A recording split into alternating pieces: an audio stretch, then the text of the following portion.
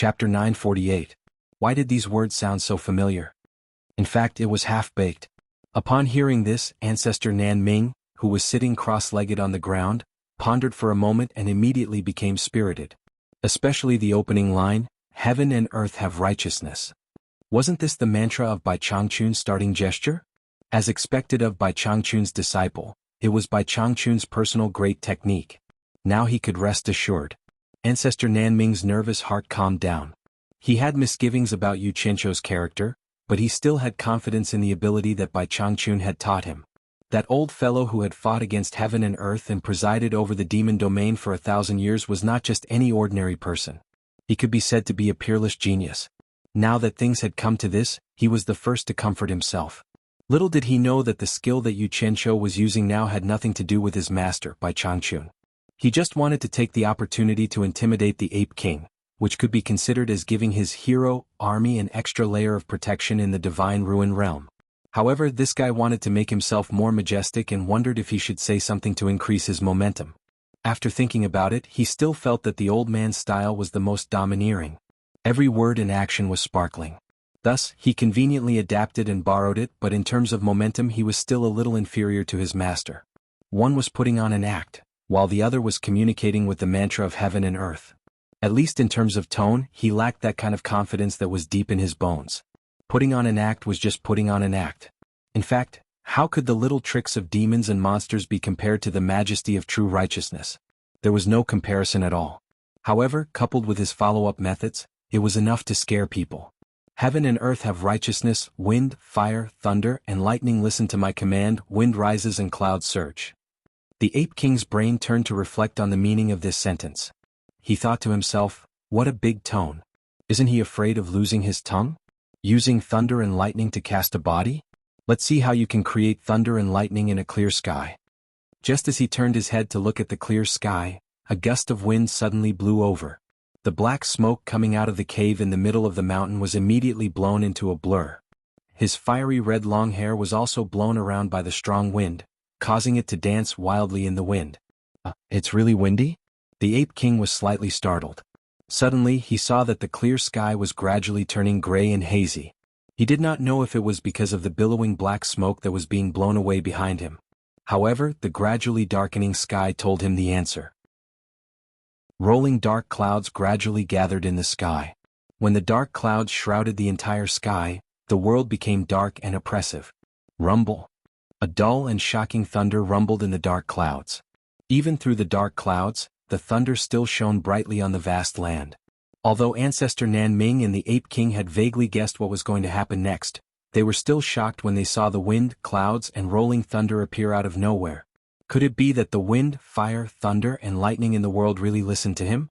Ancestor Nan Ming suddenly looked at Yu Qianzhou, who had the demeanor of a grandmaster and was facing heaven and earth with his hands clasped behind his back.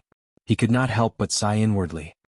He is indeed Bai Changchun's disciple and the punishment envoy of the demon region. I wonder how high his cultivation is now. Kacha. A bolt of lightning descended from the dark clouds and descended on the vast land. It was a vast expanse of green in front of him, which immediately pulled Ancestor Nan Ming's attention back. He looked up and saw that the dark clouds were already filled with electric snakes, and the image of thunder and lightning was ready to strike. The violent wind blew endlessly, causing the clothes of the three of them to flutter loudly. The Ape King looked at the scene of heaven and earth changing color and instantly felt that he was so small under the power of heaven and earth. It was as if a gust of wind could blow him away without a trace. Mr. Nan Ming, it's about to begin. Get ready. Yu Qianzhou glanced at the Ape King as he said this. If it was not for the sake of intimidating this fellow, there was no need to make such a big commotion. In fact, he was now very familiar with the control of thunder and lightning. He did not need to make a big scene to help Ancestor Nan Ming cast his body. All right. Ancestor Nan Ming's voice was a little shaky. How could he know that Yu Qianzhou made such a big scene just to watch? The thunderbolt was aimed at him. It was too frightening. He was trembling with fear as he guessed whether he could withstand it or not. Brat, you better not fail. There was no time for him to think too much. Rumble. A bolt of lightning had already drilled out of the dark clouds and instantly struck his body. Sizzle, sizzle. Rings of electricity flowed up and down his body, which was sitting cross-legged. Ancestor Nan Ming's mind was blank at first. When he recovered, he realized that Yu Qianqiu had perfect control of the power of thunder and lightning. He immediately heaved a sigh of relief and began to improve his body according to Yu Qianqiu's instructions. He could really control thunder and lightning. The Ape King stared at the bolt of lightning that connected heaven and earth in bewilderment. It hung between heaven and earth and kept sizzling and twisting, not disappearing. This scene made his mind go blank as well, as if the lightning had struck him. When he slowly came back to his senses, he felt that the unparalleled power of heaven and earth could actually be controlled by someone. He looked at Yu Qianqiu with eyes full of reverence. When the bolt of lightning that connected heaven and earth retracted back into the sky, the sound of thunder in the dark clouds gradually subsided. The lightning disappeared and the dark clouds also began to dissipate rapidly. In a short while, the blue sky was once again supported by the sun. Everything was like a dream or an illusion. The Ape King, who had witnessed this scene with his own eyes, dared not believe that it was real. However, in front of him, the naked Master Nanming stood up slowly. He was laughing wildly with his arms wide open. This had already explained everything.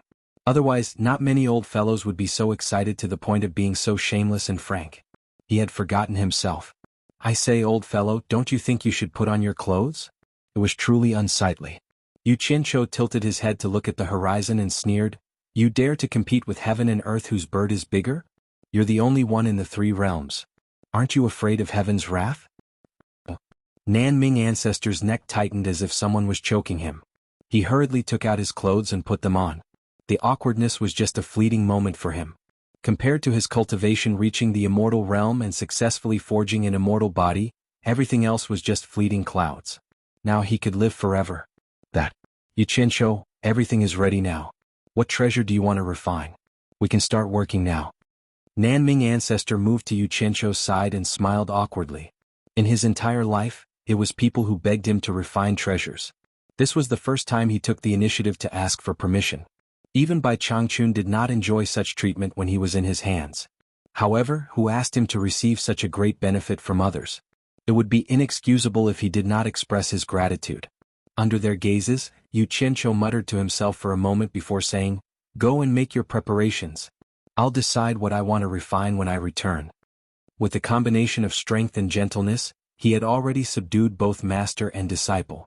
Since he had put in so much effort, it was only natural that he would receive something in return. His tone of voice already carried a hint of ordering his subordinates around. With these words, he transformed into a stream of light and swiftly flew into the distance. In the valley within the misty sea of fog, after Zhang Peng sent his men to investigate the surrounding terrain, he quickly arranged for the army to construct appropriate fortifications on the spot. Bunkers and hidden sentry posts radiated out from the valley in all directions. Inside the valley, Yu Qianqiu and Zhang Peng, the master and disciple duo, gathered a few others together. They kept using the soil to conduct some sort of experiment. After they were done, Zhang Peng quickly led them away. After Yu Qianqiu made a few rounds around the enormous underground works in the valley, Zhang Pengfang returned with a few jade archives and handed them to him. Yu Qianqiu then left after leaving some instructions to Zhang Pengfang. Zhang Pengfang had no idea what he was up to. With the jade archives in hand, Yu Qianqiu excitedly rushed back to Mount Great Flaming. When he barged into the cave and saw the master and disciple from Nanming, he waved the jade archives in his hand and said, "Let's get to work. Let's get to work." He put away the jade archives and leaped onto the huge, pitch-black platform. Grandmaster Nanming flashed to his side and asked curiously, "What kind of treasure are you planning to refine?" Yu Qianqiu sized up the size of the huge, pitch-black platform, then asked, "I want to refine a batch of armor. What do you think?" Using the extraterrestrial metal to refine armor? Grandmaster Nanming was stunned. Isn't that too much of a waste? Normal armor won't do. With you around, can't you refine them all into treasures? As Yu Qianqiu spoke, he was suddenly stunned. He looked at Grandmaster Nanming and smiled. Extraterrestrial metal? Looks like you've already come up with a name for this item. It's a good name. Let's call the refined armor the extraterrestrial metal armor. Grandmaster Nanming was speechless. What was he talking about? Nanming, I've already thought of the appearance of the extraterrestrial metal armor. What do you think? Yu Qianqiu said to himself as he took a few steps back. He slowly opened his arms, and the pupils of Grandmaster Nanming and Ape King suddenly shrank.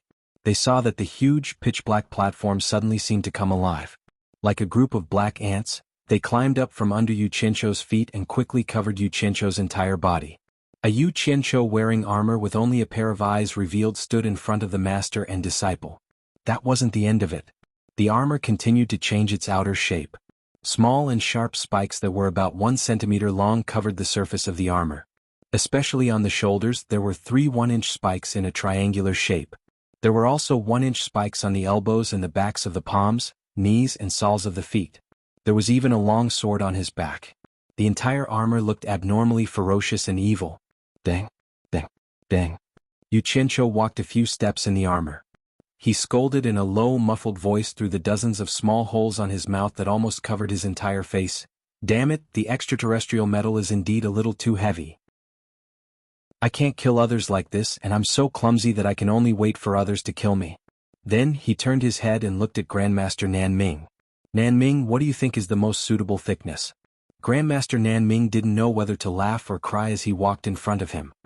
He looked at the thickness of the armor around his eyes and found that it was at least 1 centimeter thick.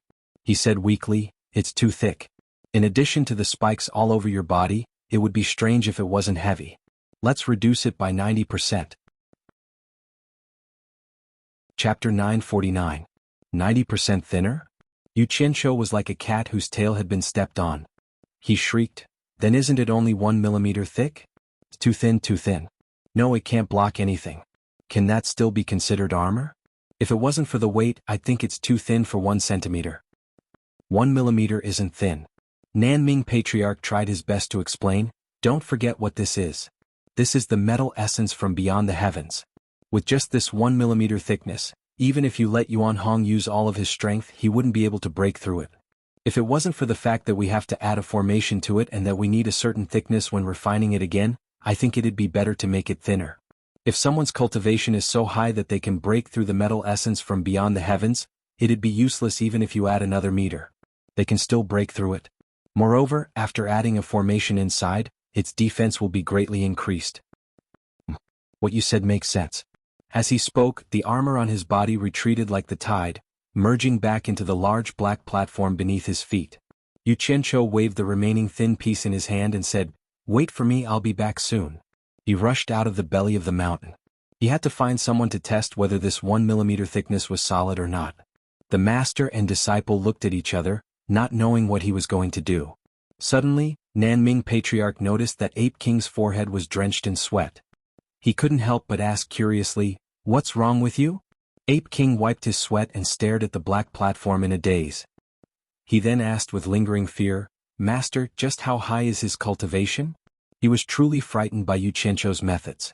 He had used 50,000 years to accumulate the metal essence from beyond the heavens in the belly of the mountain. Now that he saw Yu Qianzhou using it as if it was a toy, it was no different from having a nightmare. "You're asking me?" Nan Ming Patriarch shook his head and smiled bitterly. "Who should I ask? I don't know what level his cultivation has reached, but in short, he can't be predicted with common sense. He's a monster." On the 22nd floor of the World Chamber of Commerce, a door opened and Yu Qianzhou rushed out. He flew to the side of Wei Chuanxiu, who was sitting cross-legged at the door. He first glanced inside the door, then casually set up a soundproof barrier.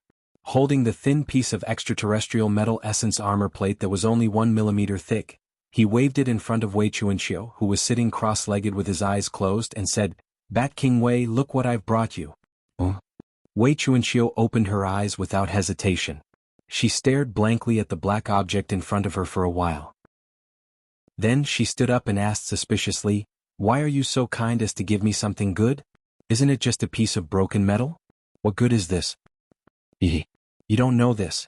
It took me a lot of effort to get this thing." Yu Qianzhou smiled sinisterly as he waved the thing in his hand and said, "This is called extraterrestrial metal essence. Don't be fooled by its small size, but its defense is amazing. I can guarantee that even if you use all your cultivation, you won't be able to break it." "Are you serious? It's really as powerful as you say?" Wei Chuanxiu's eyes lit up. She was instantly intrigued by Yu Qianzhou and was about to reach out to take a look. Unexpectedly, Yu Qianzhou hid it behind him and said with a smile, "Since you don't believe me, let's make a bet?" Wei Chuanxiu immediately became alert and sneered, "What bet? I think you're up to no good again. What extraterrestrial metal essence? I've never heard of it. It's just a piece of broken metal. You can give it to me if you want, but I don't care. Look at you. I told you that you don't believe me. If this is considered a piece of broken metal, then there's nothing good in this world. Yu Qianqiu took out the piece of metal from behind him with a look of disdain and sighed. How about this? In order to verify that this piece of metal you said is really indestructible, let's make a bet. If you can't break it, then I'm sorry. I'll take it back and not give it to you. If you can break it, then I'll give it to you. Really indestructible? Wei Chuanqiu thought that whether she gave it to him or not, there was no loss to her. She took the thing in her hand and flicked it with her finger. In the end, she found that it was really not an ordinary thing. Her eyes lit up again and she immediately became spirited. How is it? I didn't lie to you, did I? Yu Qianqiu urged, quickly try it and see if you can break it. With a dang sound, Wei Chuanqiu's finger touched it with a green light. Then they put their heads together and looked at it. There was no mark on it at all. Wei Chuanqiu immediately exclaimed, and then a series of green light poked on the broken piece of metal. After a series of dang dang dang sounds, there were some slight scratches on it, but it was far from being damaged. Such a thin thing was actually so indestructible. Wei Chuanqiu immediately clicked her tongue and said in surprise, "It's really a good thing." Of course. Yu Qianqiu was delighted, but he didn't forget to ask, "Old bat, is that all you can do? Have you used all your cultivation? Just a little more. If you can't break it, I'll take it back." Why are you in such a hurry? Wei Chuanqiu rolled her eyes, then she mustered up her strength and poked the piece of metal for a while. However, only some slight scratches were left, which was really incredible. Wei Chuanqiu was still unwilling to give up. He held the two sides of the piece of metal and used all his strength to pry it open. This thing is called extraterrestrial metal essence, right? Where did you get it? I really can't use my hands and feet here. It looks like I have to find a secluded place to attack it. Otherwise, it'll be really hard to break it open. This is a good thing. It can't be better to refine it into a treasure. The piece of metal showed signs of bending when he used so much strength, but once he relaxed, it immediately returned to its original shape. All right. Stop for a while. Yu Qianqiu took the thing from his hand and put it away, saying, "Look at how strenuous you are. It'll be a waste if you continue." He turned around and left. He was satisfied that the experiment had reached this stage. Even Wei Bat King couldn't break it with his cultivation, so there was nothing more to say. If he let Elder Nanming refine it a little more, its defense would probably be even stronger. It's fine as long as I know what I'm doing. I'll try again when the armor is done. Yu Qianqiu, don't go. I haven't used my full strength yet. I'll try again, Wei Chuanqiu shouted from behind. He was prepared to trick Yu Qianqiu into giving him such a good thing. Unfortunately, Yu Qianqiu didn't fall for his trick at all. Even if you're as treacherous as a ghost, you still have to drink the water I wash my feet with. Yu Qianqiu turned around and chuckled. He waved his hand at Wei Chuanqiu and went into one of the rooms. Wei Chuanqiu looked at the guarded door behind him and thought for a while before sitting down cross-legged. However, just as he closed his eyes, he suddenly opened them again. In a flash, he chased after the room that Yu Qianqiu had gone into. In the end, he discovered that Yu Qianqiu had already disappeared. He immediately gritted his teeth. Only after he calmed down did he realize that he had been tricked by Yu Qianqiu. Yu Qianqiu had gone around in circles and didn't know how to react. He couldn't understand why he would be so stupid as to make such a bet with Yu Qianqiu. If the item couldn't be broken, it wouldn't be given to him. If it was broken, it would be given to him. Wouldn't he be at a disadvantage regardless of whether he won or lost? If things could be broken, why would he want a broken item? Is this kid too free? Why did he come here to play this game? Wei Chuanqiu thought about it and found it strange. There didn't seem to be any benefits for Yu Qianqiu to make this bet. However, what he didn't know was that Yu Qianqiu was purely using him as an experiment. What would he think if he found out? In the belly of the great flaming mountain, Yu Qianqiu had already put on his armor again. After experimenting, he listened to Patriarch Nanming's suggestion and reduced the armor's thickness by 90%. Naturally, the weight was reduced by a lot. Then, under Patriarch Nanming's suggestion, he wore the armor and performed various body movements. The spikes that hindered the flexibility of his joints were all removed. The spikes on the inner parts of his limbs and the spikes that hindered the bending of certain parts of his body were all removed. As a result, the weight was greatly reduced. Finally, he made adjustments to the armor to make it more comfortable and human-like, so that it could be quickly put on and taken off at any time. After the weight was reduced, Yu Qianqiu pulled out the long sword on his back. He swung the sword around and flew a few rounds in the belly of the mountain before landing in front of Patriarch Nanming. He smiled and said, Please help me refine this sword as well. Not only will this set of equipment have an indestructible defense, it will also have an unstoppable attack power. Please. As he said this, he sheathed the long sword on his back and took off the armor on his body. Patriarch Nanming smiled bitterly as he received the armor. He sighed and said, I will do my best. What are you doing? In a flash, Yu Qianqiu returned to the pitch-black platform. He took out a few jade archives, held them in his hands and closed his eyes. The jade archives recorded the detailed data of the nearly 10,000 members of the hero army. The reason he had sought out Zhang Peng and the rest for this very moment. After a while, several hundred sets of armor slowly floated up from the large platform, surrounding Yu Qianqiu. None of the armor was empty. The parts that revealed their eye sockets were empty, but each of them stood straight with a long sword slung on their back. In addition, the uniform design of the armor made them look ferocious and terrifying. One couldn't help but suspect that they were ghostly soldiers of the netherworld who had crawled out from the ground. Yu Qianqiu opened his eyes, took out a storage bracelet and wore it on his wrist. He stored the several hundred sets of armor inside. This was only the first batch. Immediately after, several dozen batches of similar ferocious empty armors appeared on the pitch-black platform. In total, nearly 10,000 sets of ferocious empty armors were all stored inside the storage bracelet. After preparing all the sets of the hero army, Yu Qianqiu stopped. The 4-meter-thick platform beneath his feet was now only slightly more than a meter thick. At this moment, Yu Qianqiu took off the storage bracelet in his hand and took out an empty storage bracelet. He then walked towards the dumbfounded Patriarch Nanming. Chapter 950. Looking at the approaching Yu Qianqiu, Patriarch Nanming asked in a panic, Yu Qianqiu, what are you doing? He really didn't expect Yu Qianqiu's so-called batch to be so big. It was too scary. Yu Qianqiu handed over the 2 storage bracelets in his hand and said with a smile, You taught Yuan Hong the crafting skills, so you have to let him practice. Just take these things as practice for Yuan Hong. As he said that, he looked at Yuan Hong and asked, Yuan Hong, what do you think? If it's not enough, I'll make more. Yuan Hong recovered from the shock of the appearance of the large number of armors and looked at Patriarch Nanming with surprise and joy. Patriarch Nanming waved his hand and said, No need, I don't need so much. Senior Nanming. Yu Qianqiu's expression turned solemn and he sent a voice transmission word by word. Do you really think that these things are for your disciple to practice with? I don't mind telling you the truth. In this Ruins of God, I have already selected a large number of reliable candidates from the human world to train here.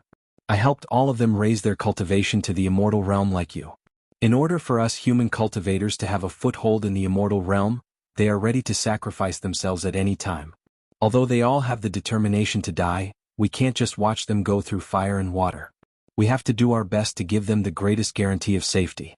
This is the reason why I asked you to refine this batch of armors. Do you really have the heart to refuse? Patriarch Nanming wanted to say that it had nothing to do with him, but he had received a great favor from him before, so it was really hard for him to directly reject it. After a pause, he replied with a voice transmission, Yu Qianqiu, you are making things difficult for me. If I didn't see wrongly, this batch of armors is probably close to 10,000 sets. Even if I want to help you, I can't. The number is too large, it's beyond my ability. I'm not worried about this. With Senior Nanming's crafting skills, I'm sure you can find a suitable solution. Besides, I don't need it right away. I still have some time for you to prepare.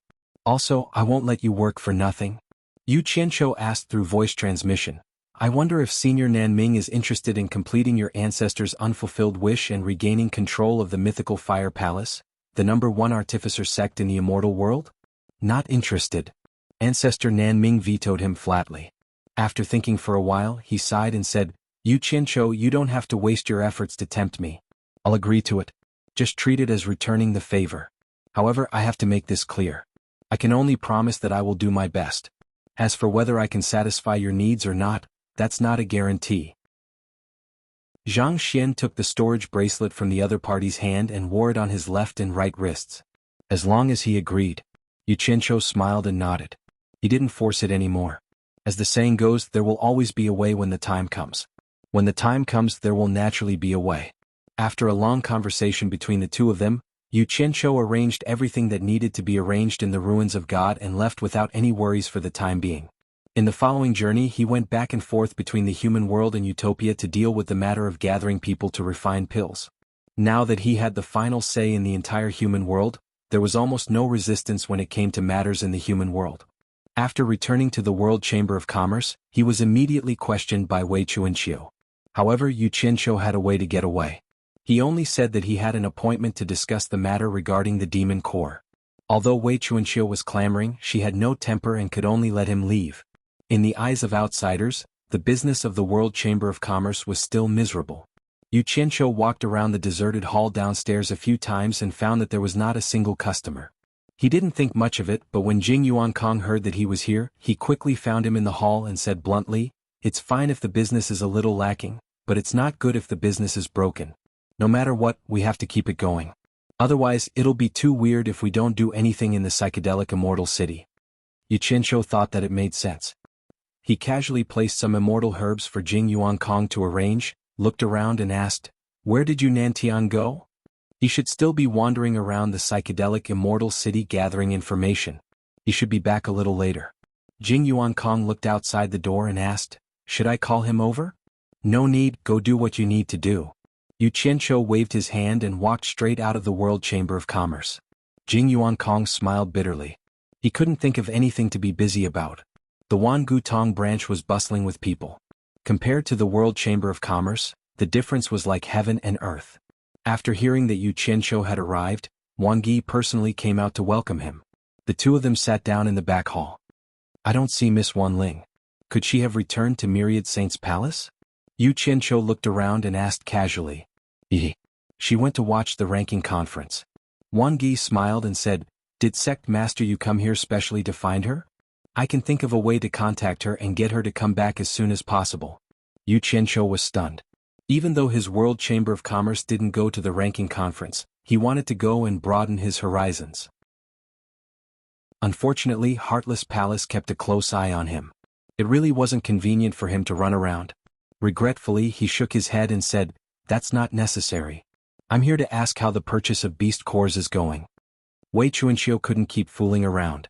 Since he came up with this excuse, he had to bring something back to report. That was why he came here. "I've already purchased more than 500 and was about to send it to World Chamber of Commerce. I didn't expect Sect Master Yu to grace us with your presence." Wang Yi took out a storage bag and handed it to Yu Qianqiu. Yu Qianqiu injected his divine sense into it and put it away. He was about to leave when Wang Yi, who had been observing him, interrupted first and said, "I wonder what gift Sect Master Yu has prepared for Immortal Emperor?" "Gift?" Yu Qianqiu was stunned and asked suspiciously, "Why would you give a gift out of the blue? Doesn't Sect Master Yu know?" Wang Yi said strangely, "Immortal Palace will hold a grand wedding ceremony for Immortal Emperor and Immortal Monarch Ji Wu in a year. No, I should call her Immortal Empress now. Immortal Palace will hold a grand wedding ceremony for Immortal Emperor and Immortal Empress Ji Wu in a year." A few days ago, Immortal Palace announced to the entire Immortal world that they will invite all the sect masters of the Immortal world to gather at Immortal Palace to congratulate them. After saying that, he observed Yu Qianqiu's expression and was slightly puzzled. However, Yu Qianqiu really didn't know about this. To be exact, he didn't have time to know about it. After hearing Wang Yi's words, he couldn't help but be a little absent-minded. He didn't know if Immortal Crocodile Monarch had leaked the matter of him touching Ji Wu's butt. If one day Immortal Emperor Jin Tai heard about it, then he would be doomed. At least, he would have no place in the immortal world. "Oh." Yu Qianqiu scratched his head and said perfunctorily, "This matter. See, I almost forgot about it. So, I have a headache thinking about the gift for Immortal Emperor. I don't know what to give." "Keep pretending. How could you forget about such a big thing? You are clearly from the Immortal Palace. It doesn't matter if you give a gift or not, so I didn't take it to heart at all." Wang Yi probed a little and smiled, thinking he knew what was going on. "That's true. The Immortal Emperor's wedding is not an ordinary wedding. He is the supreme of the immortal world. I really have to think about the gift." Just as the two were talking about the wedding of the Immortal Emperor and Ji Wu, one of the parties involved was helpless. The Immortal Palace shone brightly in the sky, and below it was the dazzling Crystal Palace. In the courtyard, Lu Yanqing carefully accompanied Ji Wu, but Ji Wu looked up at the Immortal Palace floating in the auspicious clouds with a frown. At first, the Immortal Emperor gave her a 1-month deadline to consider the marriage. After the 1-month deadline, the Immortal Emperor came again to interrogate her. Ji Wu naturally found an excuse to refuse. However, as Yi Shuejun expected, the Immortal Emperor really lost his patience and took a hard approach. But to Yi Shuejun's surprise, the immortal emperor captured him on the spot and used him to threaten Ji Wu. He once again gave Ji Wu a deadline to think about it. The consequences of refusing again, the immortal emperor's actions were clear. Yi Shuejun would be the first to suffer. After some consideration, Ji Wu had no choice. She also knew that she could not escape the immortal emperor's control. Most importantly, why should Yi Shuejun be implicated? She had no choice but to agree to the immortal emperor. However, she still held a glimmer of hope and made a final effort to delay. She could marry, but she had to have a year to adjust her emotions. Otherwise, she would not be able to accept the reality of being forced. At this point, the immortal emperor naturally had no reason to force her. Besides, for him, what was the difference between a year and a snap of the fingers? So he agreed to Ji Wu and ordered people to send a message to the entire immortal world on the spot. This was to force Ji Wu to have no room to regret. However, a few days passed and Ji Wu still did not see Yi Shuejun being released. She could not help but wonder if Yi Shuejun had been killed. Today she had made up her mind. If she did not see Yi Shuejun return, she would not hesitate to break into the immortal palace and fall out with immortal Emperor Jin Tai. Lu Yanqing stood quietly behind Ji Wu. Her mood had not completely calmed down. Even in her wildest dreams, she didn't expect that her sudden decision would cause her to witness something unimaginable. She was by Ji Wu's side and witnessed the entire process of immortal Emperor Jin Tai's forced marriage. She didn't expect that these high and mighty characters, who were rarely seen by ordinary people, would have such a face. Immortal. Immortal Empress, let me play the guqin for you, Lu Yanqing said behind Ji Wu. Ever since she was brought here, Ji Wu would ask her to play and sing almost every day. However, since Yi Shuejun was taken away, she did not ask for it anymore. Immortal Empress? Don't mention this in front of me in the future. Ji Wu looked at the sky with some confusion and murmured, Lu Yanqing, Lingfang Valley must be beautiful. Lu Yanqing responded subconsciously, then her whole body shook. She suddenly looked up at Ji Wu's back in horror. How did she know about Lingfang Valley? Chapter 951. In an instant, countless thoughts flashed through Lu Yanqing's mind. Although her way of doing things was different from others, it did not mean that she was not smart. One thing she was sure of was that Ji Wu definitely did not guess the name of Lingfang Valley blindly, and it was impossible for her to guess it so accurately. Moreover, she even asked the owner of Lingfang Valley. Obviously, Ji Wu wanted her here because she already knew about her relationship with Lingfang Valley. Did she also know that the world commerce's people were smuggled from the human world? Was she the only one who knew about this? Or did others also know about this? Or perhaps she was just testing me, but I actually responded just now. Oh my God. What did I do? Thinking that once these secrets were leaked, the entire world commerce's people would suffer, Lu Yanqing could not help but turn pale with fright, and her delicate body broke out in a cold sweat. Unfortunately, she could not recognize that the person who followed Yu Qianqiu in Lingfang Valley was Yi Shuejun, who had been captured by the immortal emperor. Otherwise, she could more or less guess something and would not be as clueless as she was now. However, Yi Shuejun's hair was full of small braids, and he was purely dressed as a tribal savage. Even his skin color had been specially changed. He was a completely different person from now, so how could she easily recognize him? She did not know when, but Ji Wu had turned to look at her and asked, Are you afraid? Are you afraid of something else, or are you afraid that I will reveal your secret? I don't understand what immortal monarch is talking about. Lu Yanqing replied nervously, her heart in turmoil. At this time she suddenly thought of Yu Qianqiu. She believed that if Yu Qianqiu was here, he would definitely have a way to deal with such a matter properly. She instantly understood Yu Qianqiu's ruthlessness. If it was Yu Qianqiu, based on Yu Qianqiu's character, the first thing he would think of was to silence them. She suddenly understood something. Sometimes, if one was not ruthless and decisive, the consequences of the situation would be very terrifying. The lives of many people would be implicated in it. However, these thoughts only flashed through her mind. Some things that were deeply engraved in her heart could not be changed. Not to mention that she did not have the ability to silence Ji Wu. Even if she had the ability, she still could not do it. Don't you understand what I'm saying? Ji Wu's cold face revealed a slight smile. She stared at Lu Yan and said, Why are your eyes evasive? Why don't you look at me like you usually do? That's because you have a guilty conscience. You're not a liar at all, so why force yourself? Lu Yanqing was indeed a person who did not know how to lie, but that was only because of the environment she had grown up in. Now that she thought of the serious consequences she would face, she had no choice but to bite the bullet. She lowered her head slightly and tried her best to keep her voice calm. I really don't understand what the immortal monarch is saying. Do you really not understand? Ji Wu walked over to Lu Yanqing, who had her head down. She stretched out one of her hands that were wrapped around her lower abdomen, and lifted Lu Yanqing's chin with her slender fingers. Looking at Lu Yanqing's beautiful face, she sighed, such a delicate beauty and a kind nature. For a woman like you to be able to put down her pride and confess her love to others, how much courage must she have mustered? I just don't understand what's so bad about you, that Yu Qianqiu could actually harden his heart to reject you. If it was any other man, I'm afraid it would be exactly what they wanted. As soon as these words came out, Lu Yanqing felt as if she had been struck by lightning. Her entire body trembled as she looked at the cold and beautiful face in front of her. The other party's clear and wise eyes seemed to be able to directly see through her heart, causing all the secrets in her heart to be exposed. She even knew about this? I really don't understand what the immortal monarch is saying. Lu Yanqing's entire body trembled as she took a step back, breaking away from the hand that was holding her chin. At this point she really didn't know what to do, so she could only bite the bullet and not admit it. However, the other party's temperament of being in a high position for countless years really made her feel a little uncomfortable. The world of mortals is laughable, infatuation is the most boring, supercilious is also good. Ji Wu suddenly opened her lips and softly sang a sentence, like a pearl falling on a jade plate, the sound of spring water gurgling, the clear and exquisite voice moving. Then she looked at Lu Yanqing and said with a smile, "This is what you played for me to listen to. Aren't you very open-minded, and also saying that infatuation is the most boring? Why do you still have to keep the secret for Yu Qianqiu? Or rather, this song was originally sung by that fickle Yu Qianqiu?" Lu Yanqing did not hide this point. Under Ji Wu's constant pressure, she finally bit her lips and said, "The songs I played and sang all came from Yu Qianqiu, but it has nothing to do with anything else that the immortal monarch said."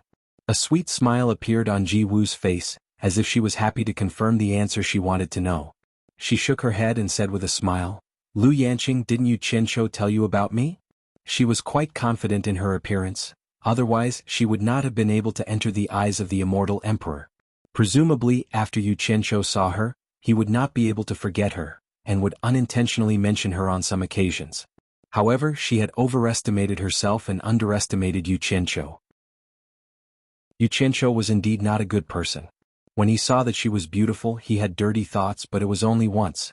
In fact, he did not care about her at all. If he had to say that he cared about her, it would not be because of the relationship between a man and a woman. It was purely because he was afraid that she and her future husband would deal with him. Lu Yanqing was startled, her eyes flashed for a moment, and then she said suspiciously, "Immortal monarch means that you know Yu Qianqiu? How do you know him? I really have never heard him mention you." "Never heard him mention me?" Ji Wu suddenly smiled a little forced. All women with some beauty, whether they were good or bad, had a common problem. They always thought that they were very attractive to men. They always thought that men would not forget about them and would revolve around them. And the man who ignored her would make her feel uncomfortable. However, Yu Qianqiu was very realistic. No matter how beautiful a woman was, he could not bite her. He was too lazy to think about it. What does it have to do with me? Lu Yanqing shook her head blankly. Indeed, she had not heard Yu Qianqiu mention her. Ji Wu saw that she did not seem to be lying, and her face returned to calmness.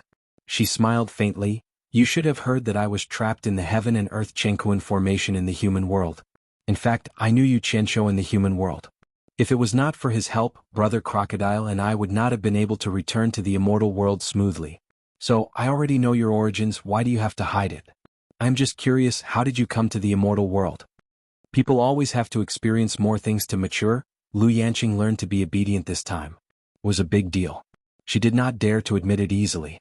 She was a little worried that the other party was lying to her, so she bit her lip and did not answer for a long time.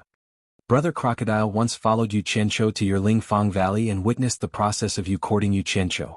Don't you remember Brother Crocodile at all? Ji Wu reminded with a smile. Was he there that time? Lu Yanqing could not help but recall the unbearable past. Among the people present at that time, there was only one person she did not know. That person's attire was very strange. As the outline of the two roughly matched, Lu Yanqing was slightly surprised. She immediately remembered that Yu Qianqiu also had that strange appearance. Obviously, both of them had changed their appearance. In this way, she vaguely remembered that the person at that time was indeed a bit like the current Yi Shuejuan. Do you remember? Ji Wu shook her head and smiled. In fact, you don't have to worry at all. Only Brother Crocodile and I know about your matter. We didn't think of telling anyone. I didn't want to tell you about this at first. Everyone pretended not to know anything, but Ji-woo looked up at the immortal palace in the sky and said, Brother Crocodile has not been released until now. I'm afraid he is in trouble. Since Jin-tai went back on his words and thought that I am a pushover, I will go to the immortal palace to find him and punish him. At worst, I will kill him and let him know that I, Ji-woo, am not a pushover. Unfortunately. He looked back at Liu Yanqing and said apologetically, if I knew this would happen, I shouldn't have asked you to come here. Now I have harmed you. But I must do it.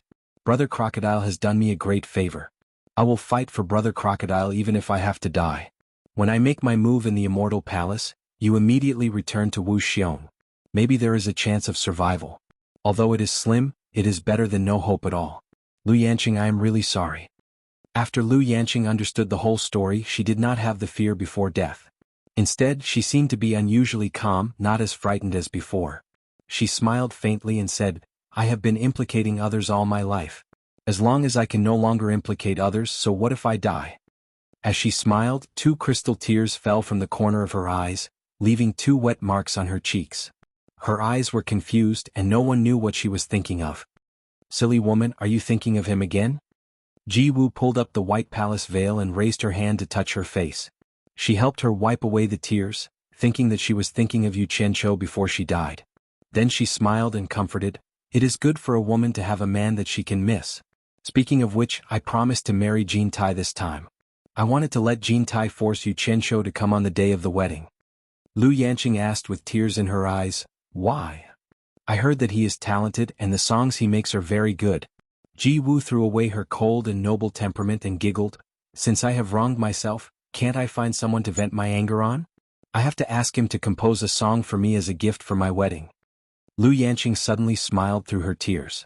Just as she was about to say something, she saw Ji-woo suddenly look up at the sky.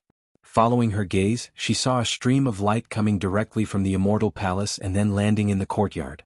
A skinny old man with white hair tied behind his head glanced at the 2 of them. He was carrying a person in his hand. It was the unconscious Yi Shuejun. Chapter 952. Brother Yi. Ji-woo exclaimed, but Yi Shuejun did not react at all. Ji-woo pointed at the person with sharp eyes, Engao, what did you do to him? The person was Engao. His status in the immortal palace was not to be underestimated. He was the commander of the law enforcement guard that deterred the entire immortal realm. The immortal palace law enforcement guard was the #1 thug in the immortal realm. His cultivation had reached the middle stage immortal emperor. He never appeared in the outside world easily. Once he suddenly appeared in a sect, the sect would be frightened. His appearance usually meant that a sect was about to be exterminated. It did not mean that other sects were no match for him, but his law enforcement guard had many masters. He controlled a large number of the most powerful masters in the immortal palace. His strength was quite terrifying. He was the primary force of the immortal palace to deter the entire immortal realm. In the immortal realm, wherever there was a person who disobeyed the orders of the immortal palace, they would be there. Engao was in charge of the law enforcement guard. Naturally, he was one of the most trusted people of immortal Emperor Jin-tai. He was extremely powerful in the immortal realm. Wherever he appeared, it usually represented immortal Emperor Jin-tai, who in the immortal realm was not afraid of him. Engao looked at Ji-woo expressionlessly. His eyes were as cold as lightning. In the entire immortal world, there were very few people who dared to shout in front of him. If it was in the past, there was no need for him to give her face. But now, things were different. After a moment of silence, Engao finally replied, Immortal Empress, he insulted the immortal emperor. If it were not for Immortal Empress, he would have been dead. This subordinate merely made him shut up. After expressing his respect, he waved his hand at Yi Shuejun, who had fainted on the ground. Yi Shuejun suddenly woke up. Brother Yi, are you okay? Ji-woo hurriedly went to help Yi Shuejun, who was staggering to get up. She took the opportunity to check if he was injured and suddenly found that Yi Shuejun's cultivation was all sealed. Ji-woo immediately patted Yi Shuejun's back a few times, but found that the seal could not be undone. She immediately turned back and said angrily, Engao, unseal him. I can't do anything about it. The seal on his body was personally made by the immortal emperor. I can't undo it. Engao slightly clasped his hands together and said, This subordinate advises immortal empress not to act rashly. You also know the immortal emperor's methods. If you act rashly, you might even hurt him. You. Jiwoo was so angry that she didn't know what to say. Immortal queen?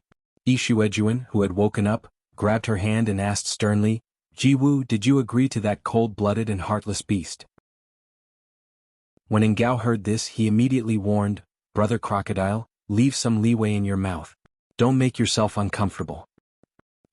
Shuejuan turned around and shouted angrily, I don't need you to teach me what to do. Remember this, being Jin Tai's lackey will not end well. I am an example. Sooner or later you will suffer retribution. Brother Crocodile, you don't have to worry about it. You should take care of yourself first. Engao knew that it was meaningless to continue talking to him, so he left with a cold snort. Brother Crocodile, did they do anything to you? Jiwoo supported him and asked. Yi Shuejuan looked at her with a miserable face. He shook his head and said painfully, You are confused. It's not worth it for me. He naturally understood that the reason why Jiwoo agreed was that Jin Tai used him as a hostage. I really have no way out. Jiwoo's eyebrows were filled with helplessness. She smiled bitterly and said, What's more, he promised me that he would let you go. This is also the reason why I agreed to his condition. We have no choice but to take a step back and fight for some unknown possibilities. Maybe there will be a chance when the time comes. What will you do then? Share the same bed with him? Yi Shuejuan grabbed her shoulders and shook her. He roared at the top of his lungs, At most I will die. I can't let him succeed. We have no choice but to make choices that are beyond our control. Jiwoo pushed away his hands that were grabbing her shoulders and calmly turned around. She regained her noble temperament and walked towards the colorful crystal palace while saying, It's easy for him to die, but I, Jiwoo, am not that easy to bully. I have to make him pay for what he has done. Otherwise it would be too easy for him. As she spoke, her figure disappeared into the crystal palace gate. In the northeastern part of the Eastern Holy Land, thousands of miles away from the Eastern Holy Land, there were many islands of various sizes scattered in the vast ocean, all formed by volcanic eruptions. Among them there were still 9 active volcanic islands. The 9 volcanic islands, which were originally the habitat of seabirds, were now under martial law. No one was allowed to enter or leave without permission. Hong Chi floated in the air with his arms crossed, keeping a vigilant eye on his surroundings. Under his master's orders, he had gathered more than 8,000 alchemy cultivators from the cultivation world on these islands and started concocting pills. The recipe for the Great Limit Break pill had been distributed to everyone, but the names of the immortal herbs and the effects of the recipe were hidden from everyone. So no one knew what pill they were making. The storage bags and other things of the 8,000 alchemy cultivators were temporarily kept safe. There was an adequate supply of immortal herbs, but there were guards around to prevent anyone from hiding any immortal herbs. Apart from these taboos, the other aspects of treatment were not bad. Hong Chi announced to them that after completing the refining task, each person would receive a reward of 100 million upper-grade spirit stones. Those with high quality would be rewarded handsomely. In this way, everyone's enthusiasm was greatly aroused. For most people, 100 million upper spirit stones was indeed not a small number. Guan Weiwu, the alchemy pavilion elder of Fuxian Island, who was known as the #1 alchemy expert in the cultivation world, was also among them. However, his treatment was obviously better than the others. He had a private alchemy room that was not monitored by anyone. There was even a person assigned to be on standby outside. At the same time, he was allowed to stroll around the island at will. Of course, he was not allowed to leave this place.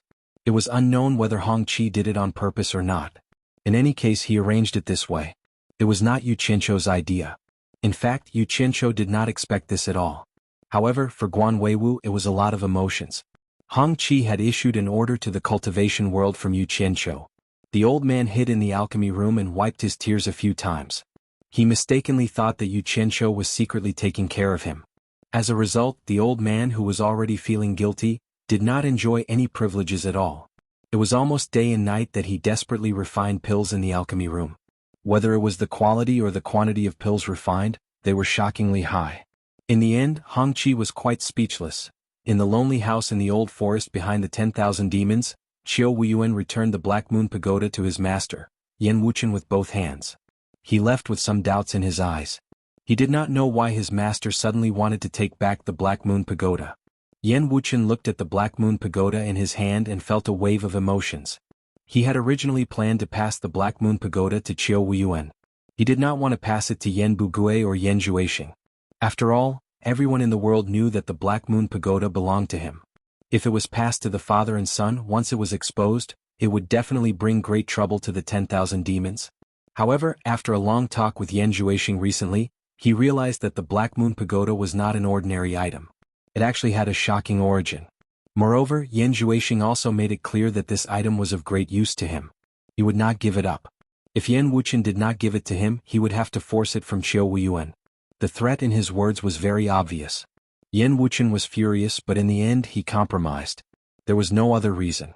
Now that his grandson's cultivation was worlds apart from his, it was not something he could control. In addition, he had some selfish motives. Come out. I know you have been hiding behind and eavesdropping. Yan Wuchen held the Black Moon Pagoda in his hand and snorted.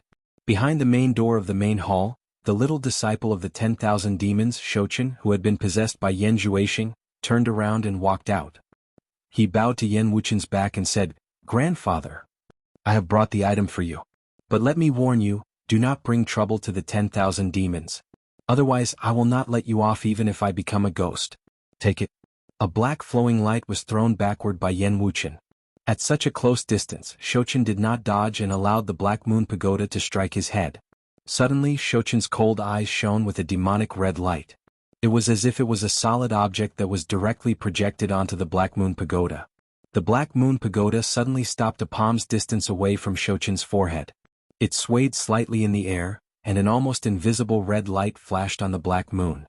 Then, the crescent moon-like light moved nimbly inside and outside of the cold Black Moon Pagoda, as if it had a mind of its own, woke up from its deep slumber. Good. The red light in Shouchen's eyes faded. With a face full of joy he shouted, "I did not see wrong. It really is a demon blade." His body suddenly turned into 3 wisps of smoke and went around Yan Wuchen in 3 different directions. The 3 wisps of smoke circled around the courtyard for a while before landing in the center of the courtyard and reappearing. This situation caused a flash of light to flash through Yan Wuchen's eyes. The floating Black Moon Pagoda shot out almost at the same time. After circling around Shouchen in the courtyard for a while, it finally stopped in front of Shouchen and swayed slowly, as if it was trying to identify something. Under Yan Wuchen's gaze, Shouchen bit the tip of his finger and drew a blood talisman in the air. Then he quickly made a series of messy finger seals and shot a spell at the blood talisman floating in the air. The blood talisman immediately shone with a red light and then suddenly shrank into a ball of blood light. As Shouchen slapped at the blood light, he shouted, "Great demon god technique, now is the time to return. Recognize me as your master." The blood-red light flashed and disappeared in an instant, drilling into the floating Black Moon Pagoda. In an instant, the Black Moon Pagoda trembled violently. A low demonic sound came from the trembling blade, as if a demon that had been sleeping at the bottom of the abyss for countless years was about to awaken. Suddenly, a strong blood-red light burst out from the Black Moon Pagoda. The light shot up into the sky, illuminating the entire courtyard and the forest outside in a bright red light. An overwhelming majestic aura rushed out in all directions like an avalanche. Chapter 953. The birds and beasts in the forest fled in panic. Yan Wuchen, who was in the courtyard, could not open his eyes because of the piercing red light. All he could hear was the sounds of walls collapsing and roof tiles flying in all directions. It was a mess. The strong wind that could sweep away all obstacles gradually subsided, and the red light also suddenly disappeared. Yan Wuchen opened his eyes and was shocked. A giant Black Moon Pagoda that was 100 meters tall appeared in front of him. It was so real and it did not look like an illusion. On the crescent moon-like blue blade, there was a red light flowing and flickering. The slightly bulging black blade body was covered with dark and shiny demonic patterns. Black smoke wrapped around the blade, and an incomparably ferocious aura was undoubtedly revealed. Shouchen looked up at it in a daze. He stretched out his arms and slowly floated up, floating in the middle of the crescent. Yan Wuchen suddenly woke up from his shock. He quickly looked around and shouted angrily, "Bastard! What are you trying to do? Do you want to drag the 10,000 demons to eternal damnation?" Shouchen glanced down and waved his hand. The black crescent rotated and shrank rapidly, flashing along with his figure.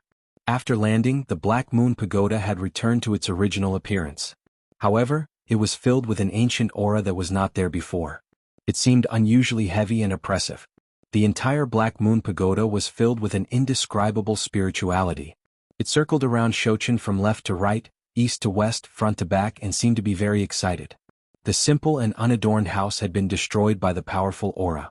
Yen Wuchen kicked away the collapsed roof beam beside his feet. Shochin flashed through the dilapidated house and directly rushed into the cave at the back.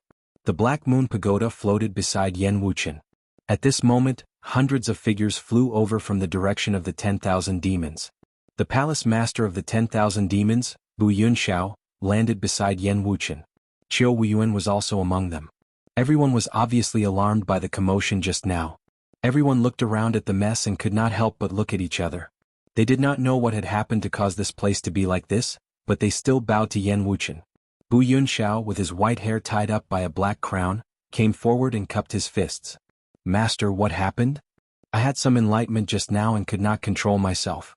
I did not want to destroy this place. Yen Wuchen waved his hand at everyone and said indifferently, You are all busy, not an idle person like me. Go back. I have nothing to do here. Everyone was a little shocked when they heard that. Just now they all felt that majestic and unparalleled aura. They didn't expect that it was actually the old sect leader's cultivation. It was a little too shocking. Many people caught a glimpse of the enlarged version of the Black Moon Pagoda and couldn't help but glance at the floating Black Moon Pagoda beside Yen Wuchen. They were all secretly trying to figure something out. Bu Yunxiao looked around and respectfully said, Then we won't disturb Master's cultivation any longer. Disciple will immediately send someone to repair this place after we return.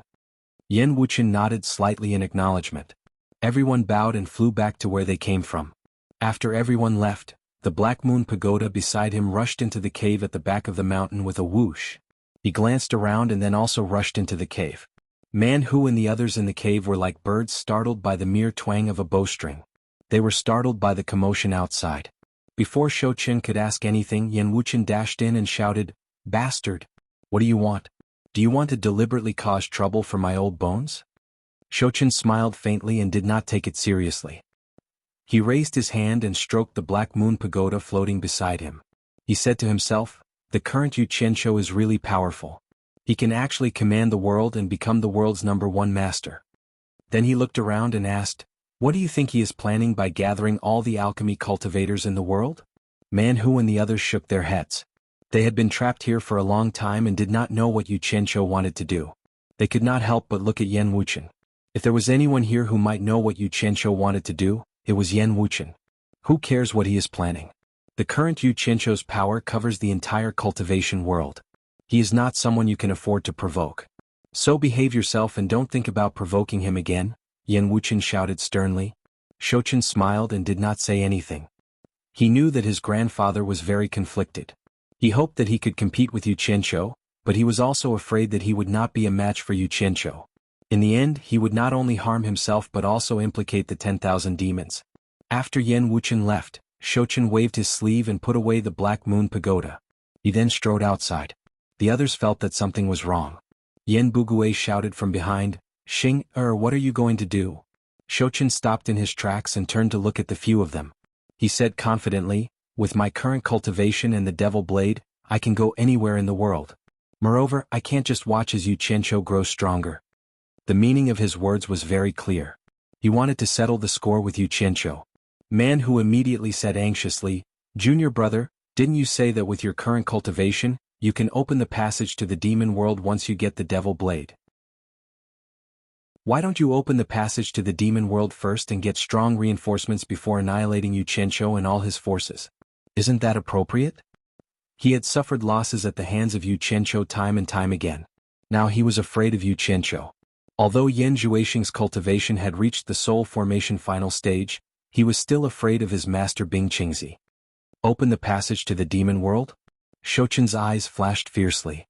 Do you really think that the people in the demon world will be grateful to us after we open the passage to the demon world? I'm afraid we are no different from ants in their eyes. It's not realistic to expect others to take revenge for us.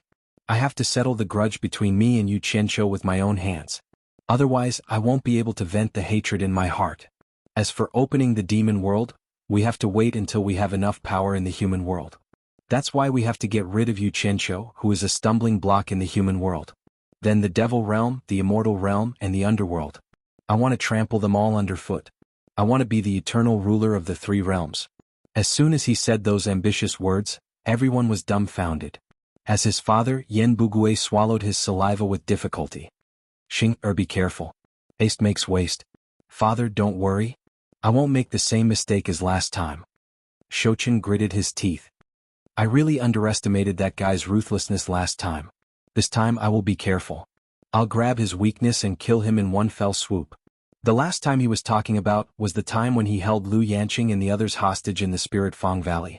Who knew that Yu Qianshou did not care about the lives of Lu Yanqing and the others, and still tried to kill him, to the point that his soul almost flew away. They knew him too well. They knew that once he made a decision, there was no point in trying to persuade him. Yen Bugui sighed. Find a chance to see your mother and sister. See if they're doing well.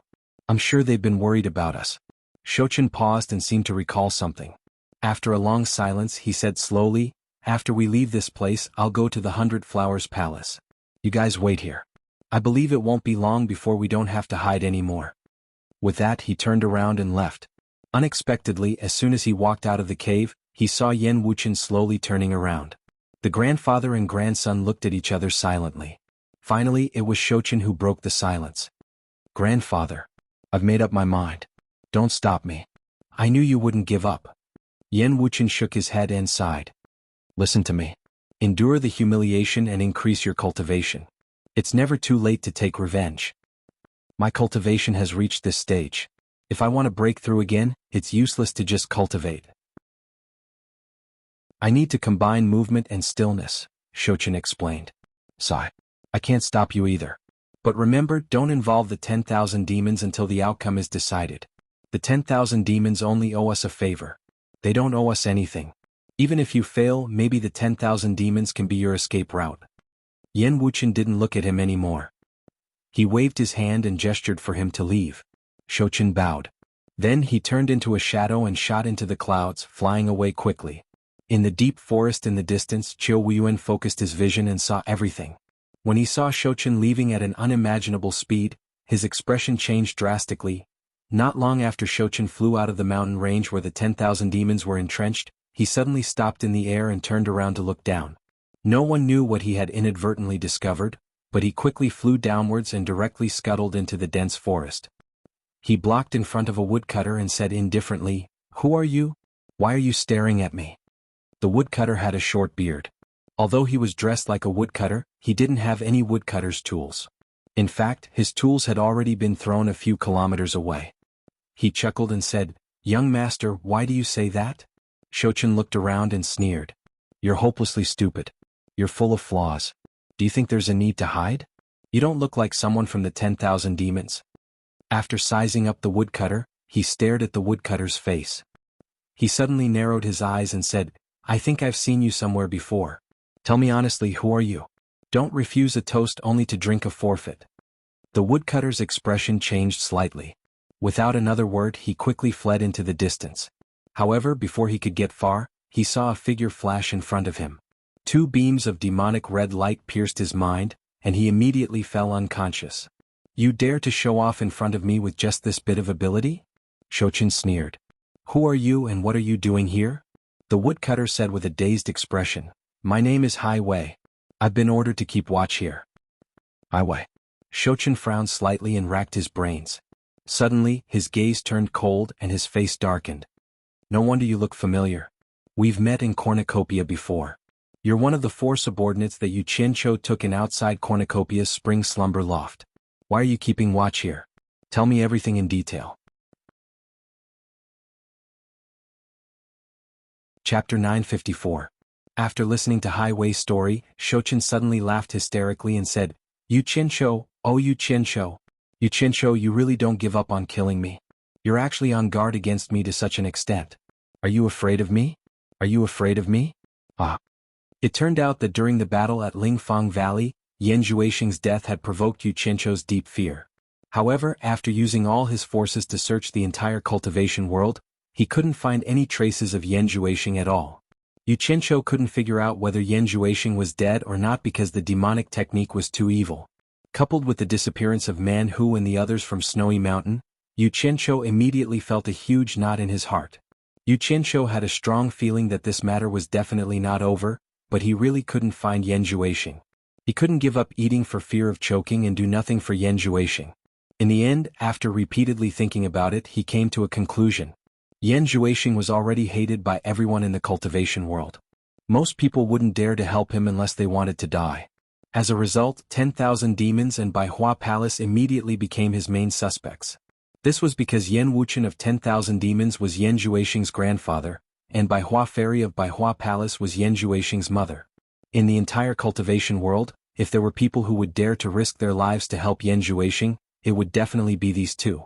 After thinking about it, in order not to make too much noise and alert the enemy, Yu Qianqiu sent out his more reliable confidants and had Hai Wei and Mo Xiaojun keep watch outside of 10,000 demons. They would keep an eye on the back of the mountain where Yan Wuchen lived. If they found any suspicious people or things, the two of them would immediately inform the Hong Gang and Qing Gang. Hong Qi and Gu Qingyun would immediately use all their power to thoroughly investigate the clues. As long as there was a little evidence that the 10,000 demons were related to Yan Zhuoxing, Yu Qianqiu would mercilessly launch a devastating attack on the 10,000 demons.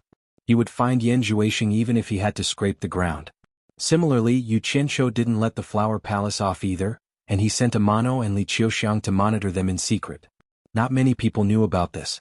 Other than Yu Qianqiu, there were only these four people, Hong Qi and Gu Qingyun.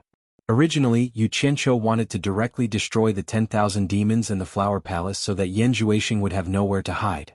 However, considering that the demonic art was too strange, he wasn't very confident that he would be able to find Yan Zhuoxing, so he left these two sects as bait. He didn't believe that Yan Zhuoxing could rise again without any support, so he had to find a trustworthy foothold. It could be said that leaving these two sects was to not waste a lot of manpower and resources to search blindly. This kind of setup had to be said to be far-sighted, and he had accidentally encountered it.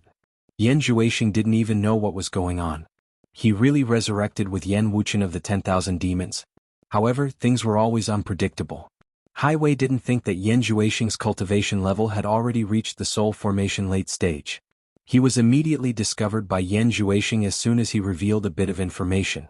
Yan Zhuoxing immediately figured out the ins and outs of the matter with the power of his magic eye. "You're saying that there are two more people watching the Flower Palace?" Shouchen asked in a deep voice. "Yes." Hai Wei replied respectfully. Shouchen immediately gritted his teeth. While he hated them, he couldn't help but admire Yu Qianqiu. He had come out this time to go to the Flower Palace, but he didn't expect that he had already fallen into Yu Qianqiu's trap. This guy was really terrifying. If he didn't get rid of him as soon as possible, it would be a huge problem. If he hadn't accidentally discovered Hai Wei, he would definitely have rashly barged into the Flower Palace because he had changed his appearance. "Where's the other guy who's watching over the 10,000 demons with you?" Shouchen shouted. Hai Wei pointed into the distance and said, "Young Lord Mo is over there. He and I are each watching an area that people rarely pass by." Yu Qianqiu said that most people who do sneaky things don't dare to do it openly. They can only sneakily take small paths. "Anyone that we meet is suspicious. Don't let any of them go. We have to investigate them thoroughly." That B** is talking about himself, right? Shouchen was furious. He didn't expect that he would be angered by Yu Qianqiu before he even saw Yu Qianqiu. He suddenly had a thought that he might have a bad start again. He immediately became vigilant. He felt that this guy was too scary. He had to be more careful this time. After calming himself down, he asked indifferently, "Do you know where Yu Qianqiu is now?" "I don't know. I haven't seen him for a long time. If anything happens, I directly inform the people from the Green Gang and Hong Gang," Hai Wei replied. The Green Gang and Hong Gang are Yu Qianqiu's lackeys." Shouchen suddenly looked into the distance and sneered. "Yu Qianqiu, it's time for us to have a showdown. What you've given me, I'll give it back to you 10 times, 100 times more. Continue to monitor here. Pretend that you've never seen me." After saying this to Hai Wei, he quickly flew toward the place where Mo Xiaojun was hiding. Now that he had a rough idea of his target, he could easily lure Mo Xiaojun out with his cultivation. After taking control of Shouchen made some inquiries, and the information he obtained was similar to what Hai Wei had said. Regarding Yu Qianqiu, the two only knew some things that happened in Cornucopia, and they were all unimportant things which made Shouchen very depressed. In the back mountain of the 100 Flowers Valley, Tianyi flew to a remote place. His palms formed a trumpet and made a cuckoo-cuckoo sound. There was movement in the ancient trees not far away. Li Qiuxiang flew over and looked at Tianyi strangely. Why are you here now? What's the matter? Your man misses you. Can't I come over to see you? It was not Tianyi's voice. Tianyi did not speak. The voice came from behind. Li Qiuxiang was shocked.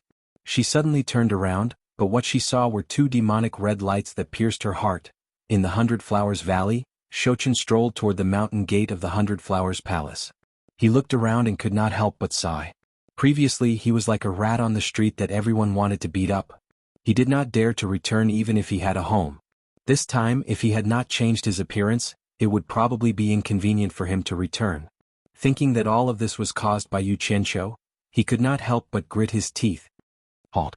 The two disciples guarding the Hundred Flowers Palace flashed out. They pushed their palms at Shouchen and shouted, "This place is not for trespassing. Report if there's anything. If there's nothing, leave immediately." Shouchen was stunned. Only then did he remember that he was no longer the young palace master who could enter and leave the Hundred Flowers Palace at will. However, since he dared to come so brazenly, he naturally prepared an excuse. He cupped his hands and said, "I'm a serving disciple under consecrated Yen of the 10,000 demons. This time, I'm here to visit the Hundred Flowers Palace Master under the orders of the ancestral master. I have something to tell you. Please report it." After the Yen clan's father and son caused a ruckus all those years ago, supporting Immortal Island had seized the opportunity to eliminate all the disciples related to the Myriad Devil Palace. It could be said that supporting Immortal Island had seized the opportunity to take control of the Flower Palace. Hearing that it was a disciple of the 10,000 demons, the disciples guarding the gate shouted angrily, "Our palace master does not want to see anyone from the 10,000 demons." Shouchen's expression changed. With his cultivation he could easily barge into the Hundred Flowers Palace, but he was afraid that there would be scouts sent by Yu Qianqiu in the surroundings. He was afraid that he would attract unnecessary trouble, so he came openly, but he still ran into trouble. At that moment someone called out from inside, "Let him in." The voice was as pleasant as an oriole. Shouchen looked up and his expression eased a lot. It was none other than his younger sister, Yan Zixia. Actually, Bai Hua Fairy and her daughter did not want to see anyone from the 10,000 demons, otherwise the supporting Immortals Island would not have been able to control the Hundred Flowers Palace so easily. However, Yan Zixia, who happened to pass by, recognized the Shouchen.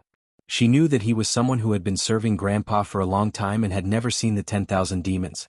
Since he suddenly appeared here, there must be something important, so she let him in. Yan Zixia curiously looked at the approaching Shouchen and asked, "Shouchen, why are you here instead of staying by Grandpa's side?" "Greetings, young miss." Shouchen reluctantly bowed and said, "Founding Master told me to pass a message to the Baihua Palace Master." Yan Zixia didn't think much of it and nodded. "Then come with me." She then led Shouchen into the Hundred Flowers Palace. Inside the Hundred Flowers Palace, the famous beauty of China's cultivation world already had some white hair on her temples, causing Shouchen, who was standing below, to feel a bit worried and forgot to bow. Bai Hua Fairy's elegance didn't diminish as she sat on the highest seat in the hall, observing Shouchen below and frowned. "If you have something to say, then say it." Shouchen regained his senses, looked at the maids around him, then knelt down and kowtowed.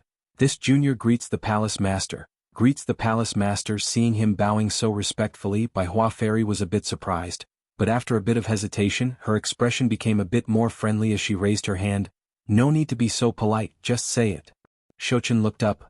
"This junior brings a private message," but he sent his voice. "Palace master, please leave. Founding master told me to bring news of the young palace master." Hearing that, Bai Hua Fairy's expression changed, but quickly returned to normal, glanced around and waved her hand. "All of you leave." "Zixia, you also leave." Yan Zixia was a bit surprised but still obediently left with the maids. When only the two of them were left in the hall, Bai Hua Fairy suddenly stood up, quickly set up a soundproof barrier around the hall and asked with excitement, "Just now, who did you say you brought news of?"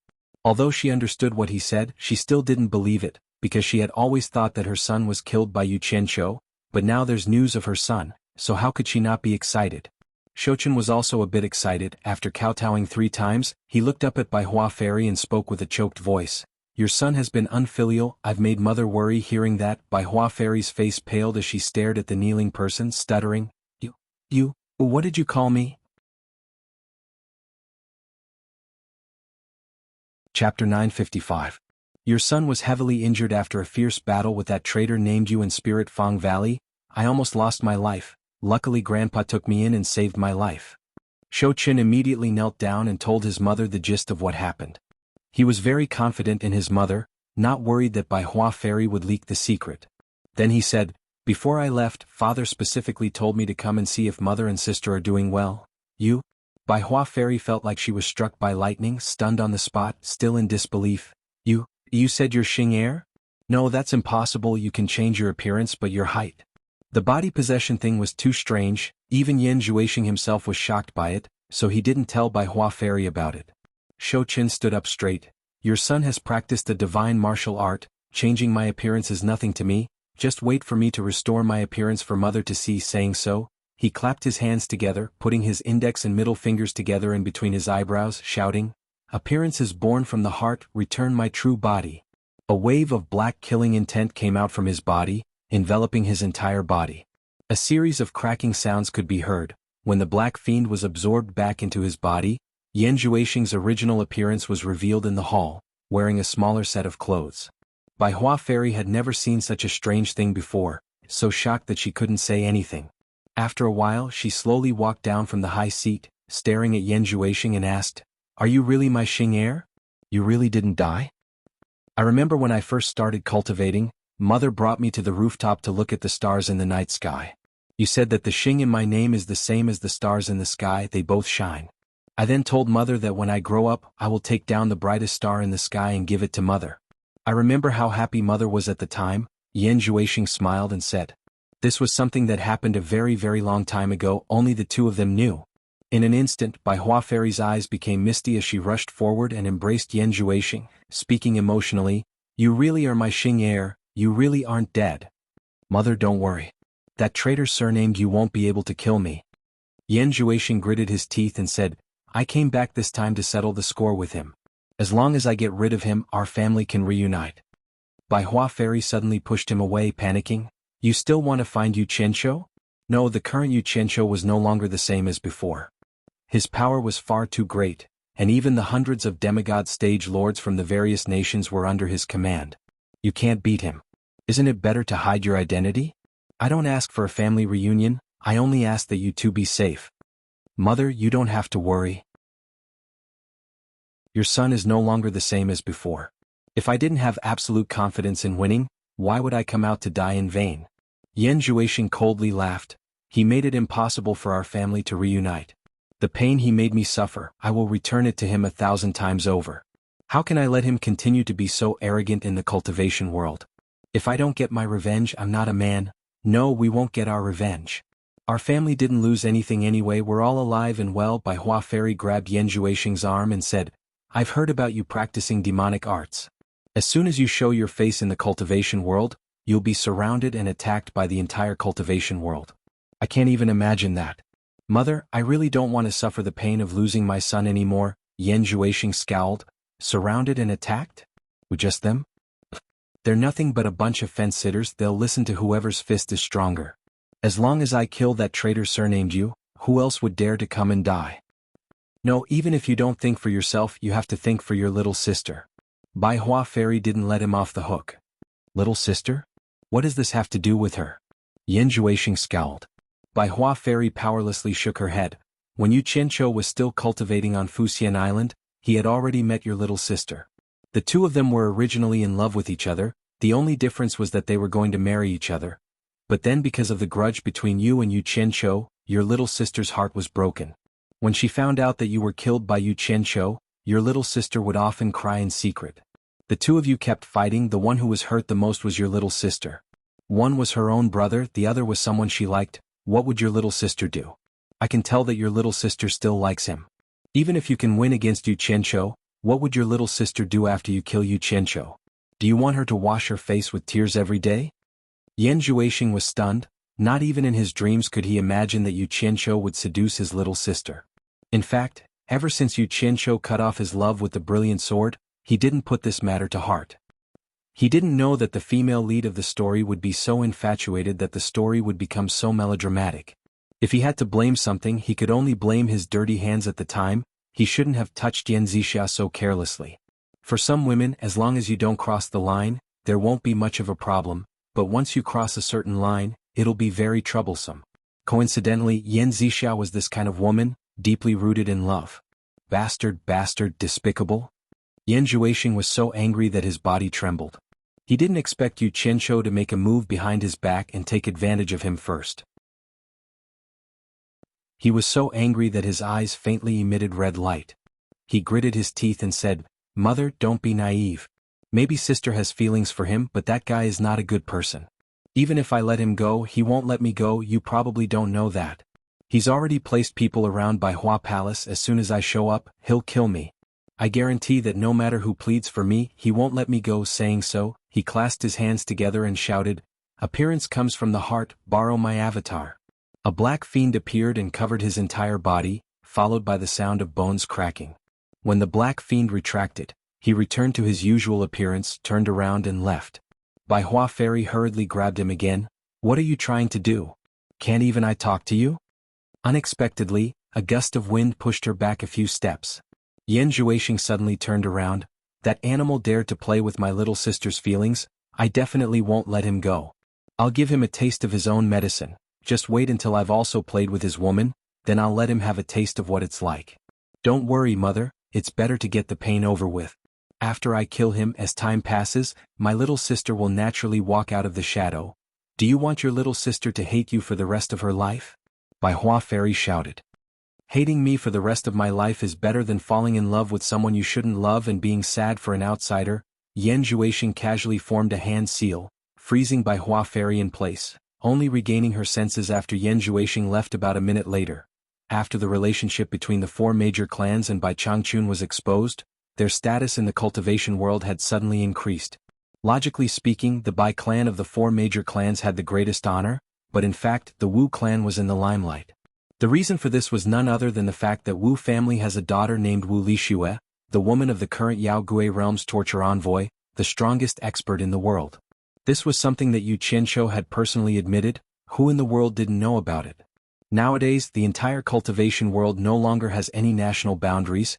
Everyone lived in harmony with each other. Therefore, the current Wu clan's Hat Island was extraordinarily bustling. Cultivators from all over the world frequently visited this place, and the Wu clan had become the most prosperous, lively and largest auction venue in the entire cultivation world. Wealth was rolling in, and it could be said that they had earned a lot of money. However, it was useless. Even if others were jealous, no one dared to do anything to Wu family. Who told Wu family to have a daughter named Wu Lixue, and Wu Lixue was Yu Qianqiu's woman? Who in the world would dare to touch Wu family? Gulu House was a restaurant opened by Wu family on Hat Island, as well as the largest and best restaurant on Hat Island. Shouchen changed out of the myriad demon's palace's attire and ordered a table of food and wine. He sat alone by the window and slowly drank his wine. He looked at the bustling scene of people coming and going on the streets below, and his expression was dark and gloomy. Everything that happened that year felt like it happened just yesterday. It was here that he first met Wu Lixue, the first woman in his life who could make his heart beat faster. He didn't know why he was attracted to Wu Lixue.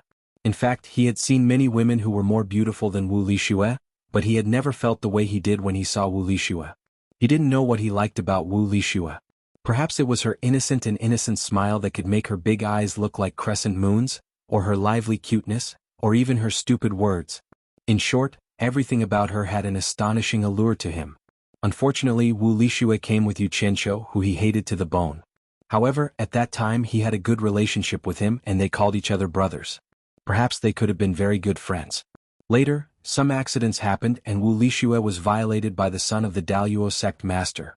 Logically speaking, since he liked Wu Lixue, he should have stepped forward bravely. However, he was filled with misgivings at the time. The Daluo sect was truly powerful at the time, and he was a man with great ambitions. How could he ruin his plans by offending the Daluo sect for the sake of a woman? Even now, he still felt a dull ache in his heart when he thought about it. He had spent countless nights vexed over it. If the situation had happened now, he would definitely have stepped forward bravely to save the damsel in distress, and he would definitely have won Wu Lixue's favor. However, there were no ifs for what had already happened. At that time he was the young palace master of the 100 Flowers Palace, and he didn't dare to do it, but that little disciple of Fuxian Island did it instead. He simply threw caution to the wind and publicly announced that Wu Lixue was his woman. He even beat up the son of the Daluo sect master for Wu Lixue, and because of that he formed a deep grudge with the Daluo sect. However, with effort comes reward, and Yu Qianqiu really captured the heart of the beauty. Wu Lixue had a good impression of him on the spot, and he could see it from the shy look in Wu Lixue's eyes when she looked at Yu Qianqiu at that time. Her shy look cut into his heart like a knife, and he wished that he could go back in time and let the situation repeat itself. He would definitely stand up for Yu Qianqiu and stand up for her. However, a missed opportunity was a missed opportunity, and it was impossible to go back in time. So what if his heart ached? He didn't do anything wrong at that time because he was a person with great ambitions.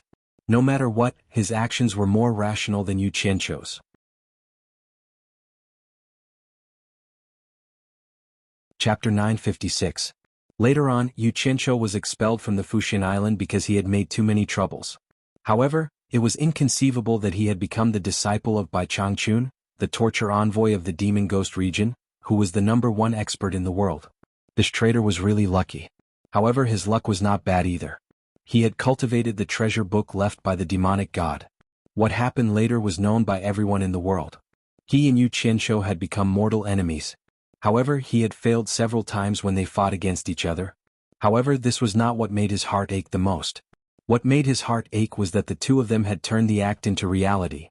Wu Lixue had truly become Yu Qianqiu's woman.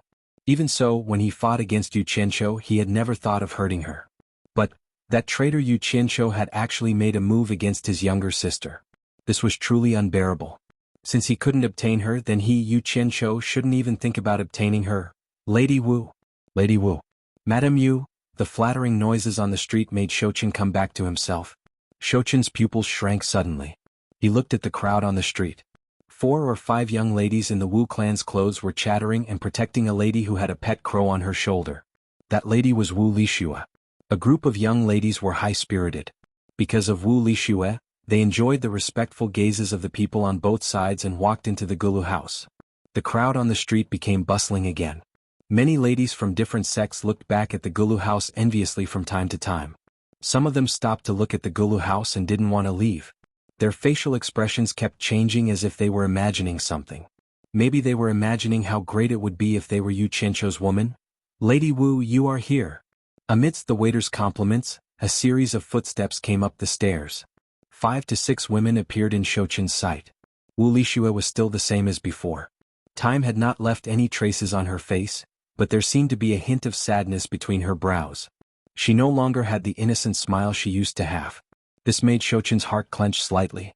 It seemed like she did not have a good life with Yu Qianqiu. Wu Lixue's clear eyes glanced at Shouchen, but she didn't pay much attention to him. Then, under the guidance of the waiter, the group of ladies entered the private room facing the river. After the waiter came out, the girls sitting around the table immediately chattered. Then the door closed and Wu Lixue, who was sitting in the middle, disappeared behind the door. However, with Shouchen's hearing, he could tell that the girls were talking about Wu Lixue. Yu Qianqiu's name kept popping up. Shouchen raised the wine glass to his lips, forgetting to drink. He looked at the closed door absent-mindedly. Later, when the waiter served the dishes, the door closed several times and he saw Wu Lixue several times. Wu Lixue seemed to sense that someone was looking at her. She also looked curiously at him, who was sitting alone by the window outside. She felt like they had met before, but at the same time she didn't know him. The crow on Wu Lixue's shoulder had its eyes closed most of the time. It would open occasionally, but it seemed to be dozing off most of the time. It didn't leave Wu Lixue's shoulder at all. After the dishes and wine were served, the door to the private room was gently closed by the waiter. It didn't open for a long time, and only the chattering could be heard from inside. Shouchen let out a soft sigh and drank the wine he had raised to his lips. When he refilled his wine, he realized that the wine in the flask had already been emptied. He called for the waiter to bring a few flasks of wine. When the waiter came down with the wine, he shook his head. He thought that this was another person drowning his sorrows in wine. This kind of person was common. Sister Lixue, Yu Qianqiu hasn't come to see you for so many years. What has he been doing? I don't know either. Sister Lixue, if Yu Qianqiu comes next time, you must bring us to see him. The #1 expert in the world. I heard that he's very powerful. So many people are afraid of him. Shouchen, who was drinking alone, suddenly froze. He suddenly turned to look at the closed door and narrowed his eyes. This conversation immediately attracted his attention. Immediately inside the private room, A group of ladies who acted like reserved ladies in front of outsiders had already revealed their true colors. They toasted each other and drank happily. Their aura wasn't any weaker than that of the men. Wu Lishue's innocent nature also broke out when she was in the mood to drink. The trace of sadness between her eyebrows turned into high spirits. She rolled up the sleeves of her hands, revealing a pair of white and tender arms that were like pink lotus roots. She happily joined the ranks of the people who were pouring wine into each other's mouths. It could be seen that this group of ladies had done such crazy things behind the backs of their elders. However, the crow suffered. It didn't seem to have a good impression of the wine. It jumped on Wu Lishue's shoulder and used its butt to express its protest to everyone. "Miss Wu Lishue, do you want to know why Yu Qianqiu hasn't come to see you for so many years?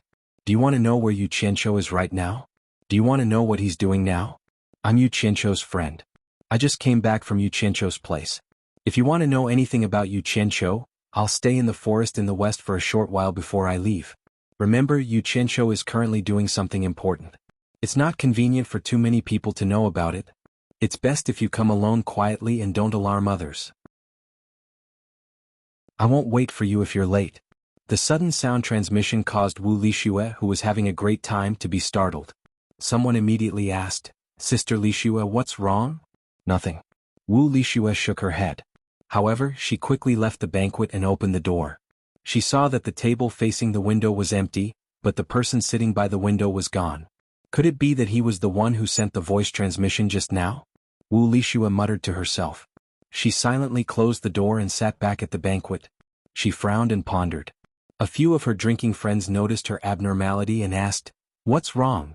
Wu Lishue glanced at the few of them and muttered, "I want to go out into the forest alone, but I don't want anyone to recognize me. Does anyone have any ideas?" The women looked at each other with understanding expressions. As Yu Qianqiu hadn't come to see Wu Lishue for a long time, Wu Lishue was often depressed. Because of this, the family sent them to think of ways to accompany Wu Lishue. The women mistakenly thought that Wu Lishue wanted to go out alone to relax. They didn't think much of it. "You're going out alone.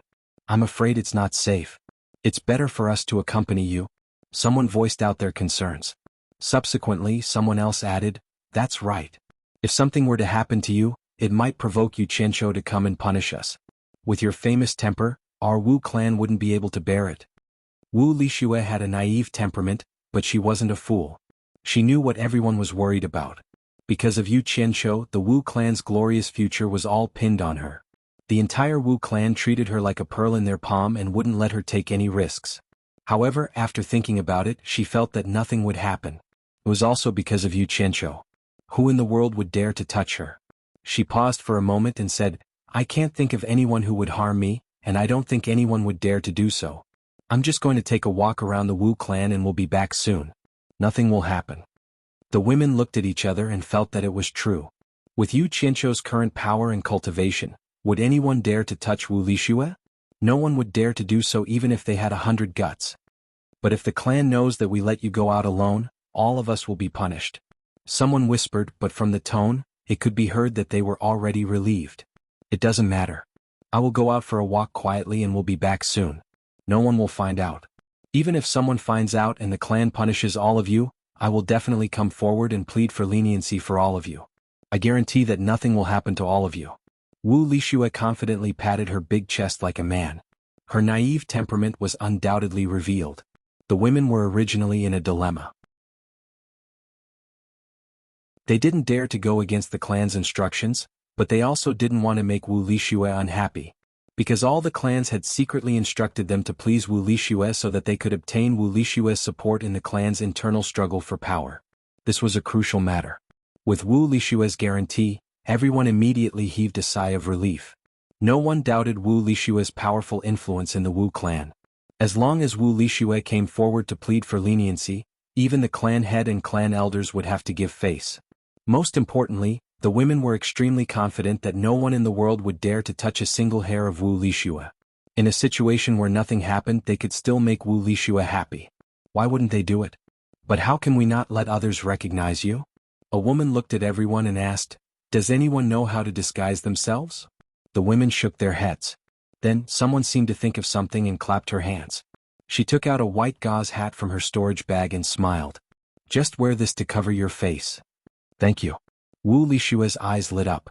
Her naive and playful personality came out again. After receiving it, she immediately put it on her head and asked, "How is it? How is it? Can you recognize me?"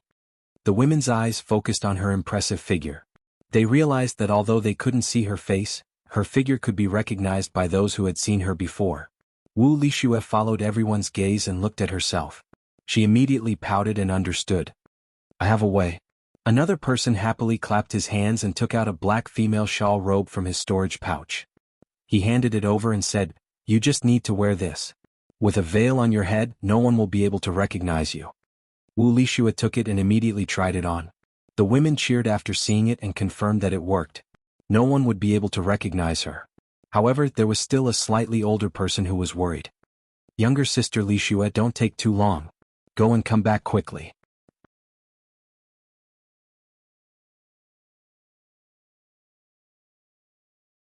Chapter 957. Wu Lishue immediately extended a finger from her black robe and wagged it playfully. "Just 2 hours. I will be back within 2 hours. Don't open the door and let others see that I'm not here. Continue to talk and eat. No one will know that I'm not here." Finishing her words, she chuckled and leaped out from the window by the river. "Hurry up and come back." The slightly older woman quickly exhorted again. Seeing that Wu Lishue had disappeared, she sat down and shook her head with a sigh.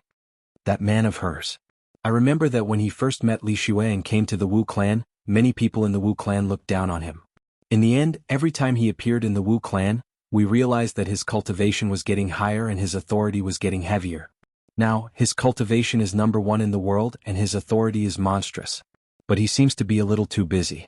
I don't know if Lishue is fortunate or unfortunate to be his woman. Anyway, it's no different from not having a man. Once this was said, someone immediately agreed. That's right. Actually, to us women, being able to be with our man every day isn't necessarily a blissful thing. For those who fight and kill outside all day long, so what if they obtain the entire world? Shui is a very good example. That Yu Qianqiu doesn't even have time to care about her. But in the eyes of many people in the Wu clan, whether Shui is happy or not is secondary.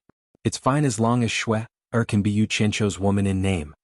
After a sigh, the woman turned and asked the person who spoke earlier, "If Yu Qianqiu is your man or if you are Shui would you be happy?" That person's eyes immediately lit up. "I want to. Unfortunately, it's impossible."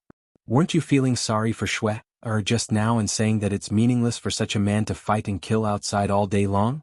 Why are you thinking about it now? Pity is pity and meaningless is meaningless. But if she finds a useless man who stays by her side all day long, wouldn't it be even more meaningless? Maybe one day when she gets bullied by him, she won't even be able to stand up for him. That's why I would rather feel empty and lonely when I'm alone in my room, as long as I can enjoy everyone's envious gazes when I come out. Look at Shui. Everyone in the world fawns over her. Whatever she wants, someone will immediately think of a way to get it for her. I'm so envious of her. Last, you're thinking of love. When Shui comes back later, you can discuss with her and see if you can get Yu Qianqiu to accept you as his concubine. You're the concubine of the #1 expert in the world? Hee hee. The group of women burst into laughter, and the room was instantly filled with laughter and scolding. Wu Lishue, who was wearing a gauze hat and a black robe, quietly flew over the old forest on the west side of Hat Island. She looked around behind the gauze curtain but didn't see anyone. She immediately shouted, "I'm here. Is anyone here?" The mountain range rose and fell, and the forest valley was secluded. Not even the sound of birds could be heard. The surroundings were too quiet, so quiet that it made people feel a little apprehensive. Especially the swaying shadows in the shade of the trees, it gave people an indescribable feeling of strangeness. She shouted, but no one answered. Wu Lishue muttered in her heart, could it be that he left because he didn't want to wait? So she shouted again, "I'm here.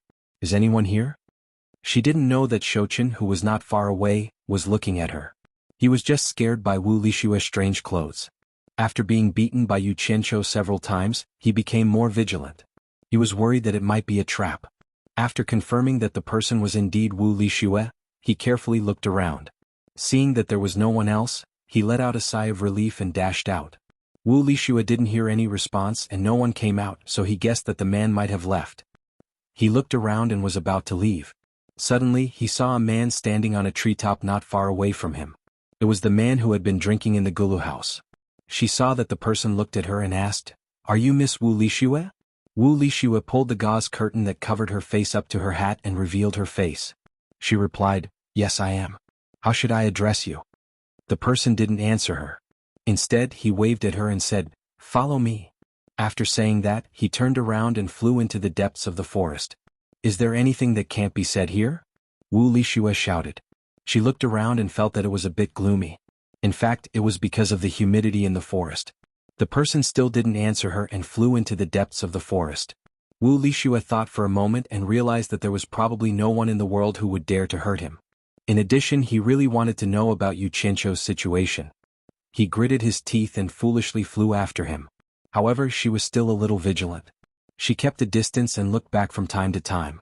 When she saw that the whole Wu clan had become a small piece of land, she couldn't help but shout nervously, "Who are you?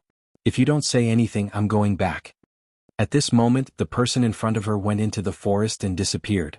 Wu Lixue stopped in the air and didn't know whether she should follow him or not. Suddenly, the person's voice came from afar again. "Come. Right here. I can tell you anything you want to know." Wu Lixue hesitated for a moment and continued to fly forward. Soon she arrived at the place where the person disappeared. She saw that there was a huge empty space in the forest. It was bare rocks and some weeds were stubbornly growing out from the cracks in the rocks. The person stood there with his hands behind his back, waiting for her silently. It was as if he knew that she would definitely follow him. Wu Lixue looked around and gritted her teeth. She landed behind the person and asked, "You said that you are Yu Qianqiu's friend. What's your name?" "Miss Shui, we've met a few times in the past. You might not remember me." Shouchen slowly turned around and smiled at Wu Lixue. "I didn't expect Miss Shui to still be so beautiful. You haven't changed at all. We've met in the past." Wu Lixue thought about it doubtfully. She felt that the person's eyes were a little familiar, but she couldn't remember where they had met. She shook her head and said, "Forget it. Didn't you say that you know where Yu Qianqiu is and what he's doing? Please tell me. I'm really happy to be able to meet Miss Shui alone here. Maybe it's because it's not easy to recognize me in this form. When I change back to my original form, Miss Shui will be able to remember who I am." Shouchen clasped his hands together and pointed at his forehead. He shouted, "Appearance comes from the heart. Return me my true form." A wave of black mist immediately spread out and wrapped around his body. This strange scene caused Wu Lixue to take a step back in fear. At the same time, the crow that was resting on Wu Lixue's shoulders suddenly opened its eyes. It stared at the surging black mist with a sharp gaze as if it was facing a great enemy. Suddenly the black mist shrunk and Yan Juexing appeared. He asked with a smile, "Miss Shui, do you still remember me?" Wu Lixue stammered in horror, You're Yan Juexing. Aren't you already dead?" She subconsciously took a step back. The grudge between Yu Qianqiu and Yan Juexing was known to everyone in the cultivation world. If there was anyone who dared to go against Yu Qianqiu in the cultivation world, it would be Yan Juexing.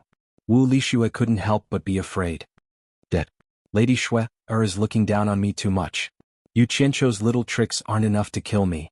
Yan Juexing slowly walked towards the retreating Wu Lixue and said with a faint smile, "Miss Shui, we're old acquaintances. Are you afraid of me? Why did you trick me here?" Wu Lixue retreated in horror. Suddenly, she twisted her body and fled into the air. "Run.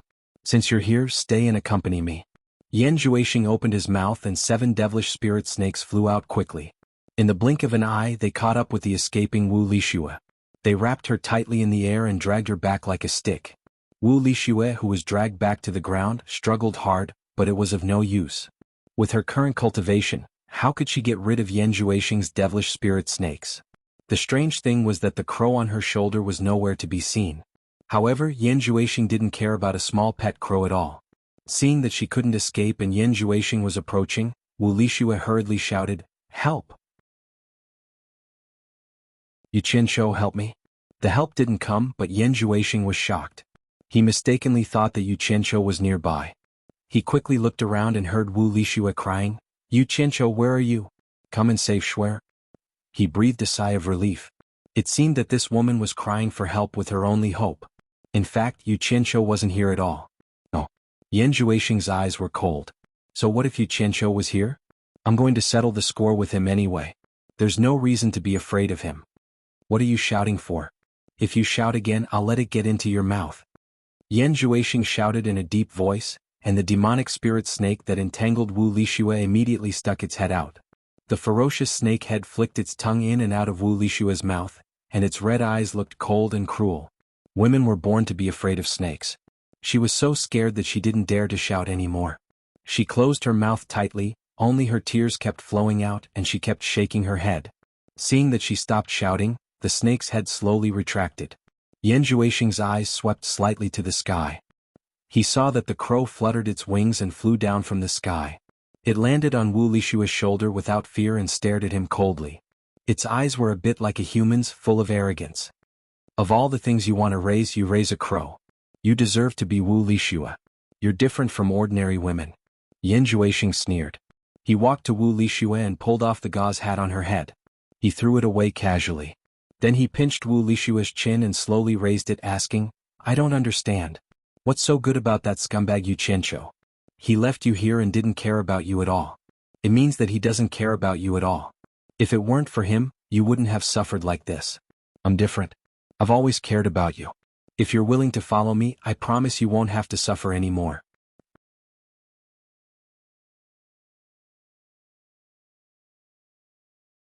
Chapter 958. Wu Wu. Wu Lixue shook her head hard and got rid of the hand that was pinching her chin. What? Do you hate me that much? Which part of me can't be compared to Yu Qianqiu, that villain? Yan Juexing's hand touched Wu Lixue's face again and wiped the tears on her cheeks.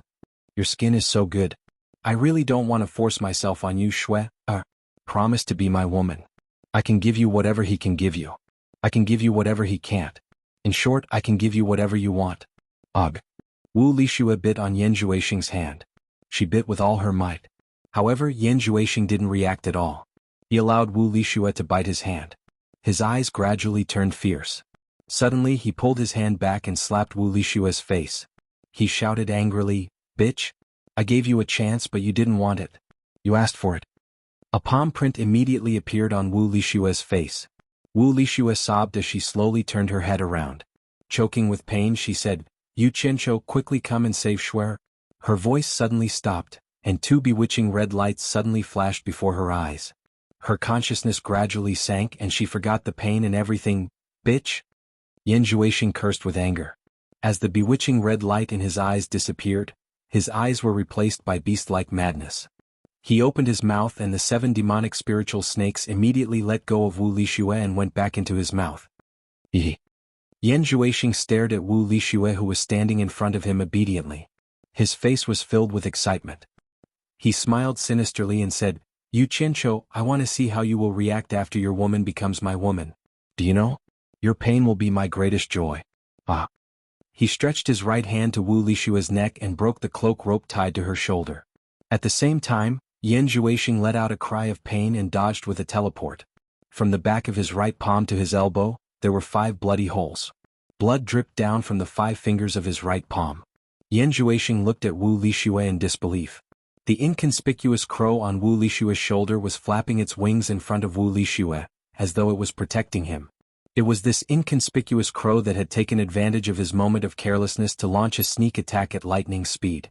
If it weren't for his quick reaction, he would have more than 5 bloody holes on his body. Looking at the 5 bloody holes on his arm, Yan Juexing was very surprised. With the toughness of his demonic body, how could a small crow hurt him? Squinting his eyes to take a closer look, he immediately discovered that this crow was somewhat different from ordinary crows. There were 3 colorful feathers on its head, and the feathers were faintly glowing with a purplish-blue luster. Its beak and claws were golden in color, and its eyes were filled with a human-like charm. So it's a spirit beast. I was wondering why she would bring a crow with her. Yan Juexing's arm shook, and 5 strands of black miasma immediately gathered on the 5 bloody holes. After a while, the 5 strands of black miasma gradually shrank. In the blink of an eye, the 5 bloody holes on his arm disappeared, and the skin on his arm returned to normal. You're courting death, beast. Yan Juexing shouted coldly, and his 5 fingers formed a claw with black miasma. With a whoosh, he appeared in front of Wu Lixue and directly grabbed the fluttering crow, wanting to use his demonic claws to kill it. However, this crow was not to be trifled with. It opened its mouth and spat out an orange-red flame, which quickly enveloped its opponent. Yan Zhuixing did not care about a mere flame. Even if the flame enveloped him, he still wanted to use his demonic claws to take the life of the crow. However, Yan Zhuixing soon discovered that there was something wrong with the flame. Once he rushed into the orange-red flame, the black miasma that enveloped the demonic claws immediately let out a sizzling sound. Yan Zhuixing felt an unbearable pain all over his body, as though countless steel needles were pricking him. This flame could restrain his demonic technique? Yan Zhuixing turned pale with fright, and his figure quickly retreated from the flame. He did not know that this flame had a name, which was Phoenix Flame. It was not something ordinary flames could compare to. It specialized in restraining some evil things, and his demonic technique was no exception. This was because the crow's cultivation was shallow. Otherwise, with his cultivation he would not be able to escape from the Phoenix Flame. The flame that was spat out by the crow's mouth quickly wrapped around its body, and the fire wings that extended out made it seem like the crow had turned into a dignified big bird. This kind of bird was very beautiful, and Yan Zhuixing had never seen it before. However, how could Yan Zhuixing be frightened by a strange bird? A gloomy expression appeared on his face as he sneered, "What a loyal little beast! Demonic fist." Before he finished speaking, he had already rushed into the flame like a meteor and punched out. Bang! The flame dissipated and the crow could not dodge in time. It let out a miserable cry and was beaten into the deep forest. It was unknown whether it was dead or alive. After forcefully killing the crow, Yan Zhuixing snorted coldly, "Can't even withstand a single blow." He strode in front of Wu Lixue and grabbed her collar, wanting to tear off her clothes and do that beastly thing.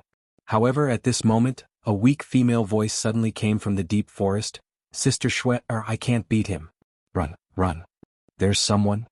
Yan Zhuixing was shocked and quickly looked over. He saw the crow that was sent flying wobbly for a while before landing on the ground and bouncing a few times. Then it flew up again and landed on the ground and bounced a few times. It was spitting out a human voice with blood on its mouth. The one who spoke was this crow. It can actually speak? Yan Zhuixing felt it was strange. He had never seen an animal that could speak in the human world, and it was a clear and melodious female voice. Looking at the fluttering crow, Yan Zhuixing's lips suddenly curled into an evil smile. He looked at Wu Lixue and said, "Shue's figure is really not bad. I have never seen it before. Xue, take off your clothes and let me have a look." However, to Yan Zhuixing's surprise, Wu Lixue stood there with her brows slightly furrowed. She did not have any reaction at all. Yan Zhuixing was a little surprised and stunned. He had never seen anyone disobeying his command when he was controlled by his demonic eyes. He immediately shouted, "Take off your clothes.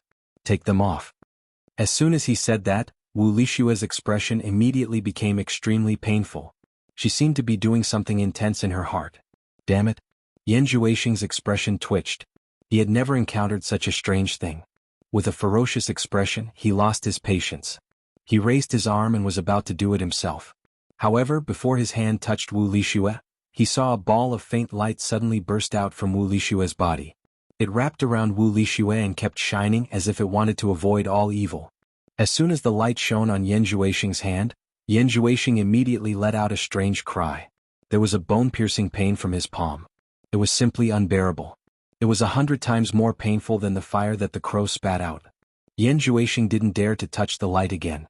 He quickly retreated and dodged. He looked at Wu Lixue in shock. He couldn't figure out what was going on. Wu Lixue, who was wrapped in the light, still had a pained expression on his face.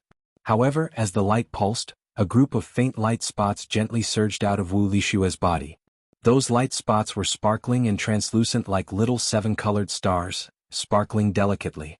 After a while, countless colorful light spots surged out and gathered into a dreamy galaxy, wrapping Wu Lixue in it. At this time Wu Lixue was as holy as a dreamy goddess. She was in a dreamy world which made Yan Zhuixing dumbfounded.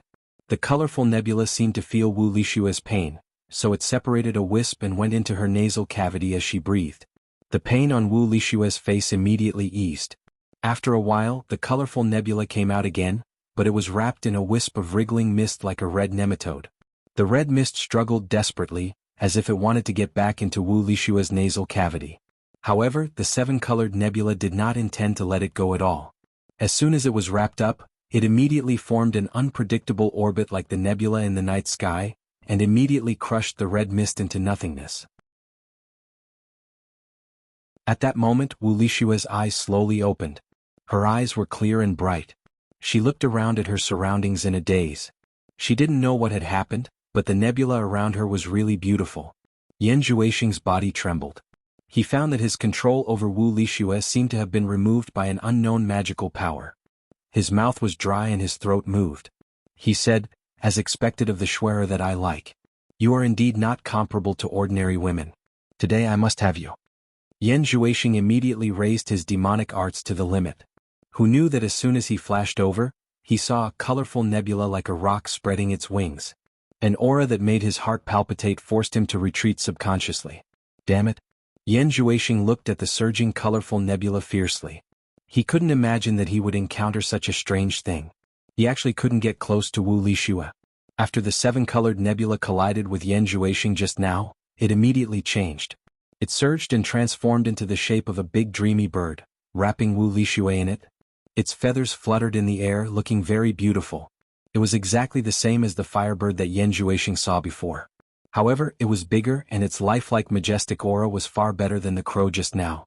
The colorful nebula on the bird's head condensed a pair of phoenix eyes that stared coldly at Yan Juexing. An ancient and vigorous aura gradually became dignified. It was an indescribable noble aura. It was like an eternal royal family was looking down on a lowly ant under its feet. Its expression was so disdainful.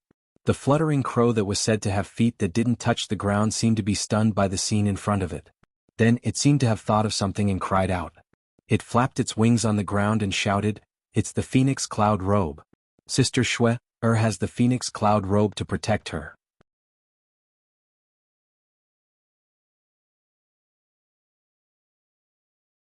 Chapter 959.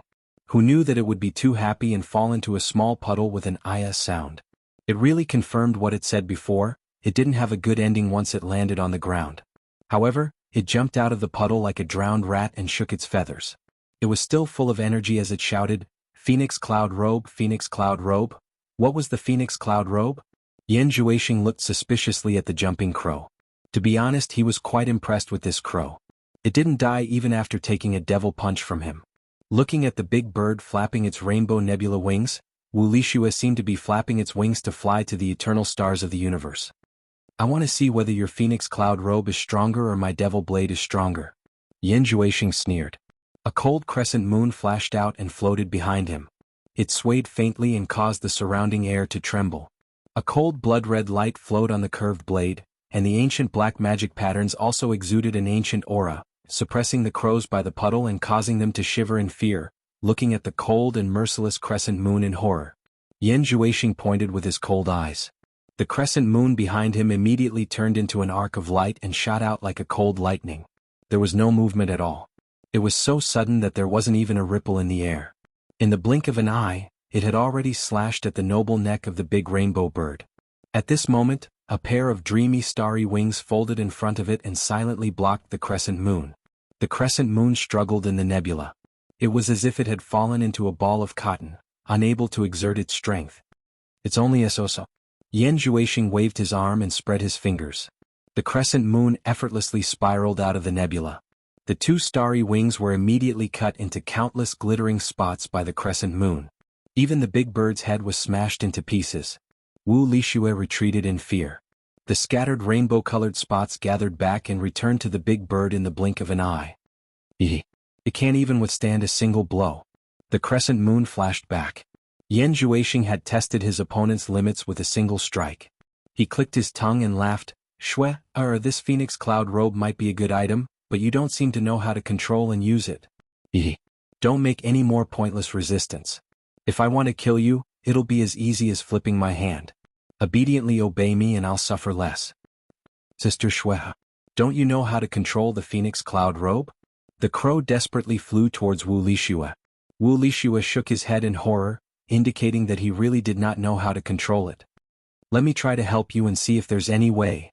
The slowly flying crow suddenly froze in the air. "Little Sister Phoenix." Wu Lishue suddenly let out a cry of surprise. She covered her mouth with both hands and looked at the scene in front of her in disbelief. She saw that the black crescent moon's sharp hook had pierced into the crow's abdomen and pierced through it. The crow was hanging on the sharp hook as it slowly lowered its head in shock to look at its abdomen. Sister Schwer, I'm so scared. I can't move. The crow spread its wings but was unable to fly. It seemed to be abnormally panicked. The crescent moon flashed back and Yan Juexing indifferently grabbed the crow hanging on the demonic blade. He looked at it before casually throwing it in front of Wu Lixue. He sneered, Don't force me to make a move. If you don't obey me, then this crow's fate will be the same as yours. The crescent moon quickly arrived in front of Wu Lixue as if it was making a final ultimatum. He was feeling a little depressed now. He did not expect that his demonic eye would be unable to control Wu Lixue. If Wu Lixue did not obey him, he would have to use force. The crow laid on the ground weakly and raised its head, saying in a stutter, Sister Schwer, think of a way to find the bad guy. He has a way to save me. It could not even catch its breath as its head fell to the ground, its eyes slowly closing, and it breathed no more. Little Sister Phoenix. Wu Lixue cried out in grief. She seemed to think of something and she kept muttering, bad guy, find a bad guy to save you. She frantically rummaged through her storage bag. The bad guy that the crow was talking about was none other than Yu Qianqiu. It had always called Yu Qianqiu a bad guy. Wu Lixue suddenly remembered that Yu Qianqiu had given her a few small silver balls and told her how to use them. Yu Qianqiu said that if she wanted to find him, she could use these silver balls to contact him and he would rush over as soon as possible. She grabbed the few silver balls in her hands and quickly injected her divine sense into them. She held them in front of her chest and prayed with tears streaming down her face. Yu Qianqiu, where are you? Come and save little Sister Phoenix. Come and save Schwer. Yan Juexing did not know what she was holding in her hands and praying crazily. He sneered, my patience is limited. In the World Chamber of Commerce in the Immortal Realm, Yu Nantian and Yu Qianqiu were sitting face to face in a small conference room on the 21st floor discussing something. After listening to all the information that Yu Nantian had inquired about, Yu Qianqiu fell into deep thought. He then knocked on the table with his 5 fingers and said, there is something that you need to pay more attention to. Although we don't have the ability to participate in the ranking conference, we still need to find a way to get a pass to the Netherworld. So you need to pay more attention to whether there are any declining sects that are selling a pass to the Netherworld. We need to buy one in preparation to go to the Netherworld. Yu Nantian could not help but smile bitterly.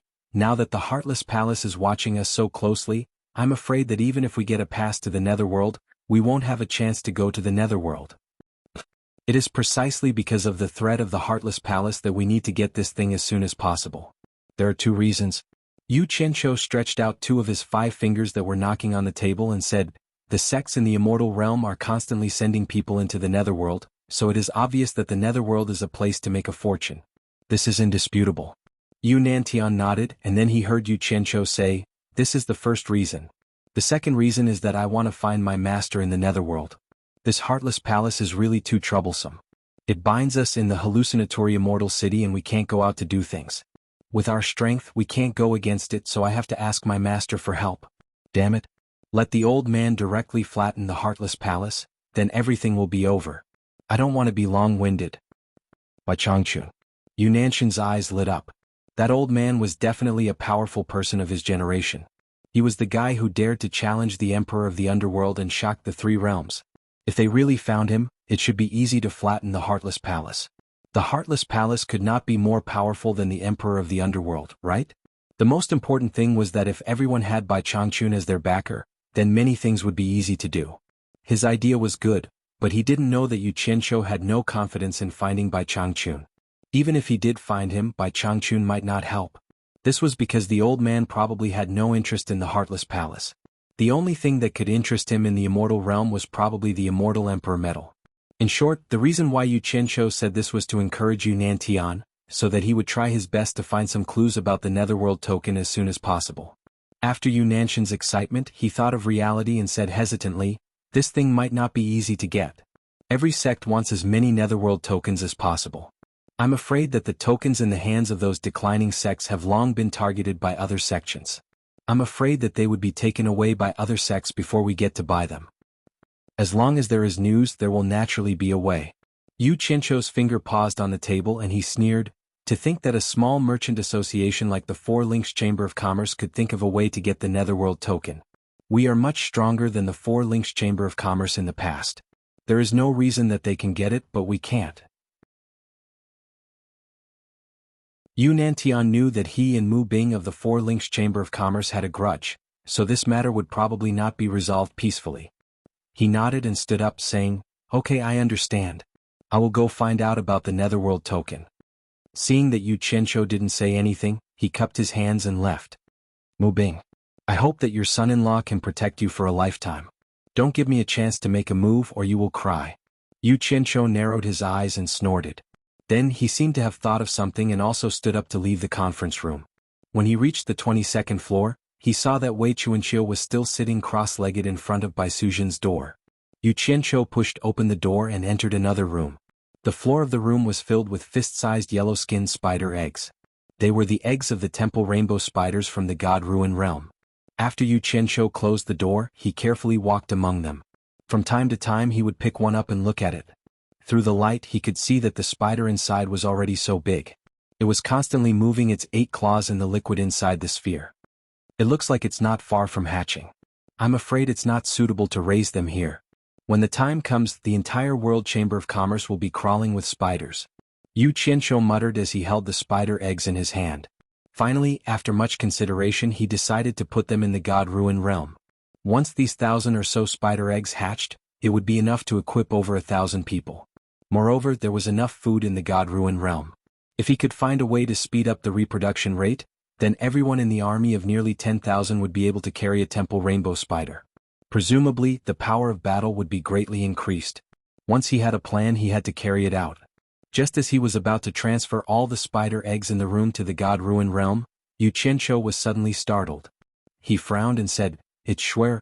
Why is she looking for me? No, she seems to be very agitated. Did something happen?" Yu Qianqiu was shocked and instantly disappeared from the room. "Shuer, it looks like you won't agree no matter what. Good, very good. Maybe using force will have a different taste. You forced me to do this, don't blame me." Yan Zhuixing let out a cold laugh. Wu Lixue immediately retreated in fright. She hugged the silver balls with both hands and said with a trembling voice, Yu Qianqiu, you're here." She suddenly exclaimed as she looked behind Yan Zhuixing. Yan Zhuixing was startled and then said with a sneer, "Shuai, don't you think it's too childish of you to play this diversion trick in front of me? I advise you to obey me, lest you suffer more when I use force. At that time, don't blame me for not showing mercy to the fairer sex."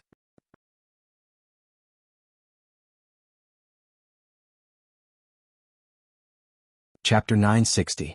Before coming here, Yu Qianqiu had suspected that something had happened to Wu Lixue, but he never expected that such a thing would happen. There was actually such a bold madman in the world who dared to make his woman submit to him. Did he really think that it was a joke that he had spent so much effort to monopolize the power of the world? Who was the one with the problem in his head? Yu Qianqiu looked at Wu Lixue, who was shivering in the dreamy nebula, and got furious.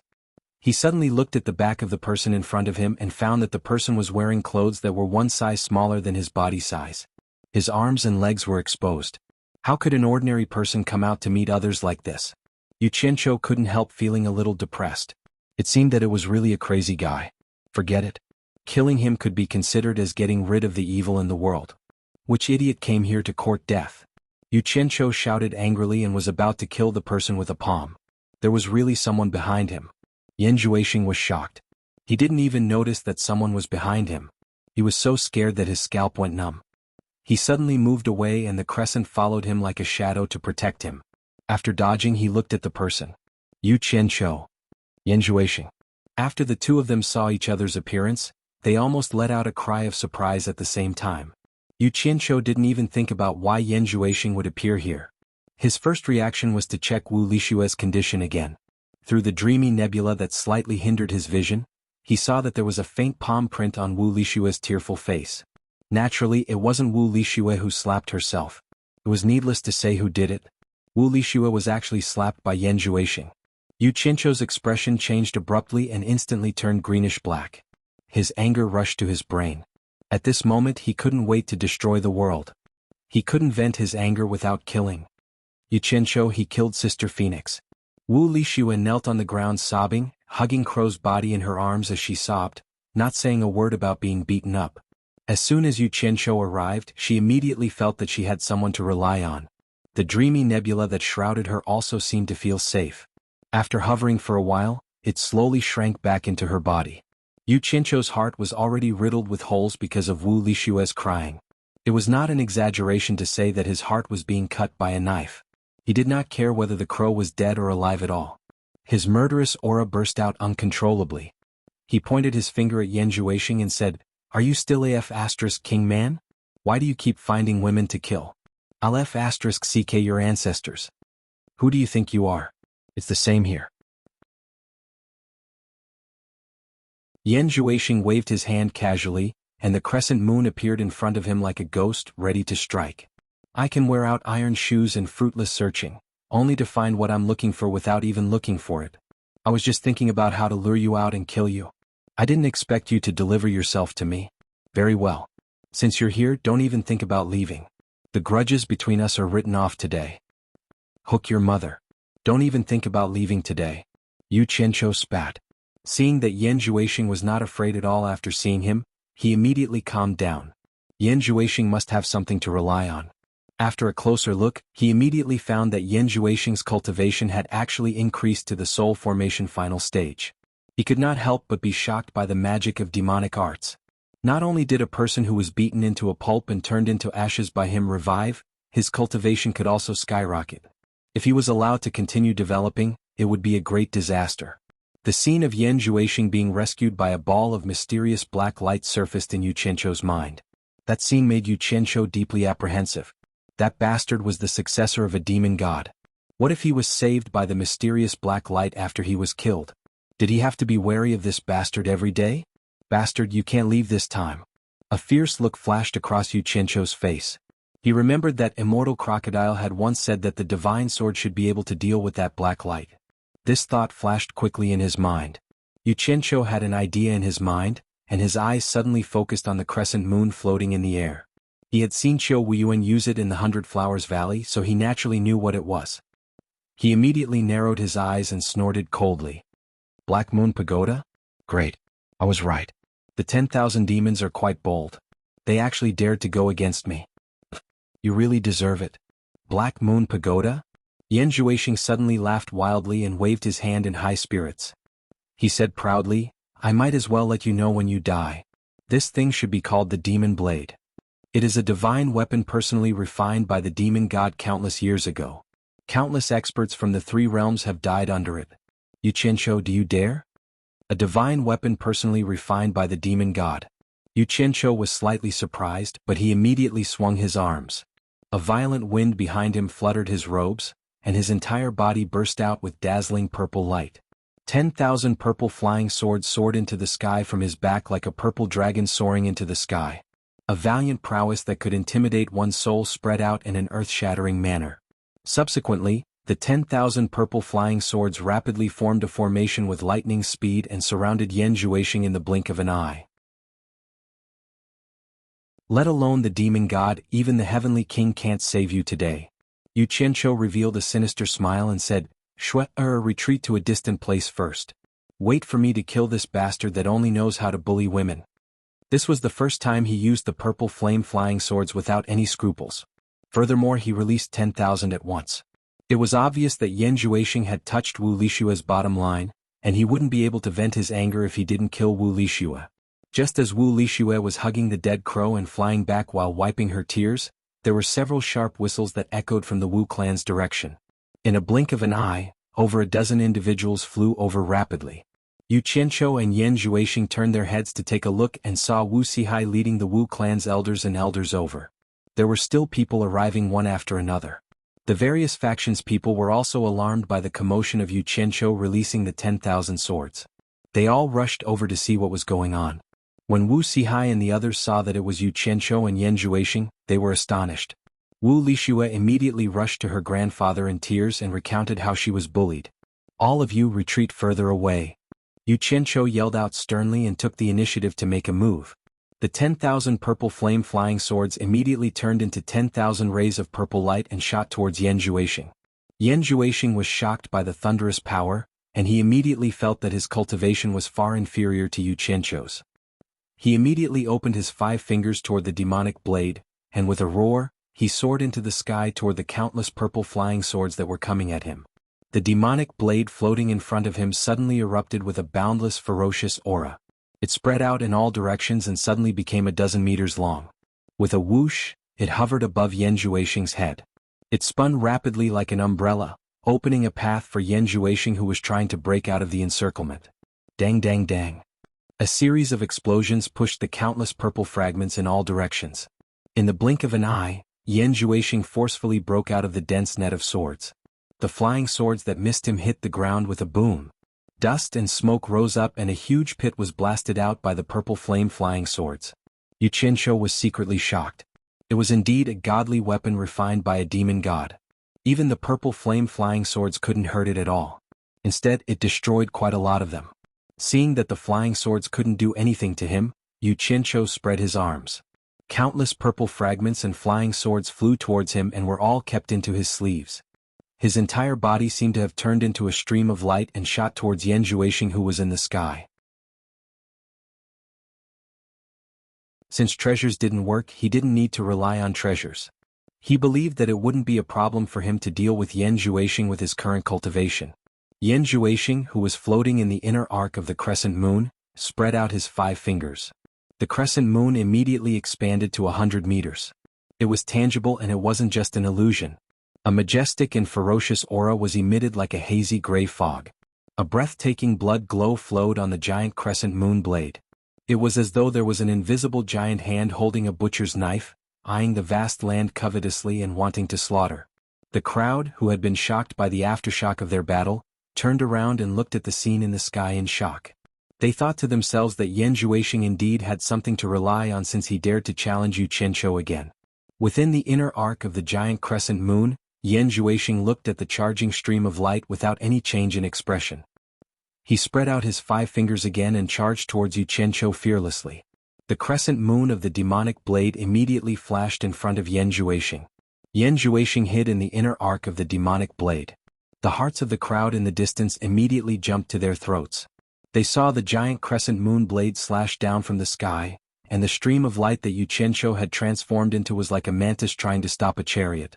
He overestimated himself and ran to commit suicide. Wu Lixue, who was watching the battle, bit her lips tightly.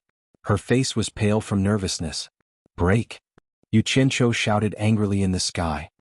He pushed out his palm and faced the demonic blade that was slashing towards him. He used the metal art, intending to shatter it. However, he immediately realized that something was wrong. The demonic blade was enveloped by an invisible power. The metal art couldn't penetrate it at all. There was nothing he could do to it. He was shocked and quickly dodged with a teleportation, narrowly avoiding the giant demonic blade that was slashing towards his head. Boom! The earth trembled violently. The giant demonic blade directly sank into the ground, tearing a huge crack that was thousands of meters long on the spot. Before the smoke and dust could disperse, the light that was hundreds of meters long quickly shot from the ground to the sky.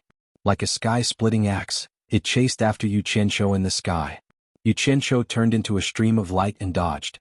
Then he suddenly disappeared in the sky. Yan Zhuoxing was shocked to see that he had lost his opponent's target. He closed his eyes and pointed between his eyebrows with 2 fingers. The sharp edge of the giant crescent moon suddenly changed direction. Where the sharp edge pointed, it forced Yu Qianqiu to appear in the middle of teleportation. He almost sent himself to the blade. What a nimble speed! Yu Qianqiu took a deep breath. He didn't expect such a huge guy to change so quickly. It was actually faster than his teleportation. He wanted to use the speed of teleportation to instantly approach Yan Zhuoxing and kill him, but the demonic blade easily stopped him.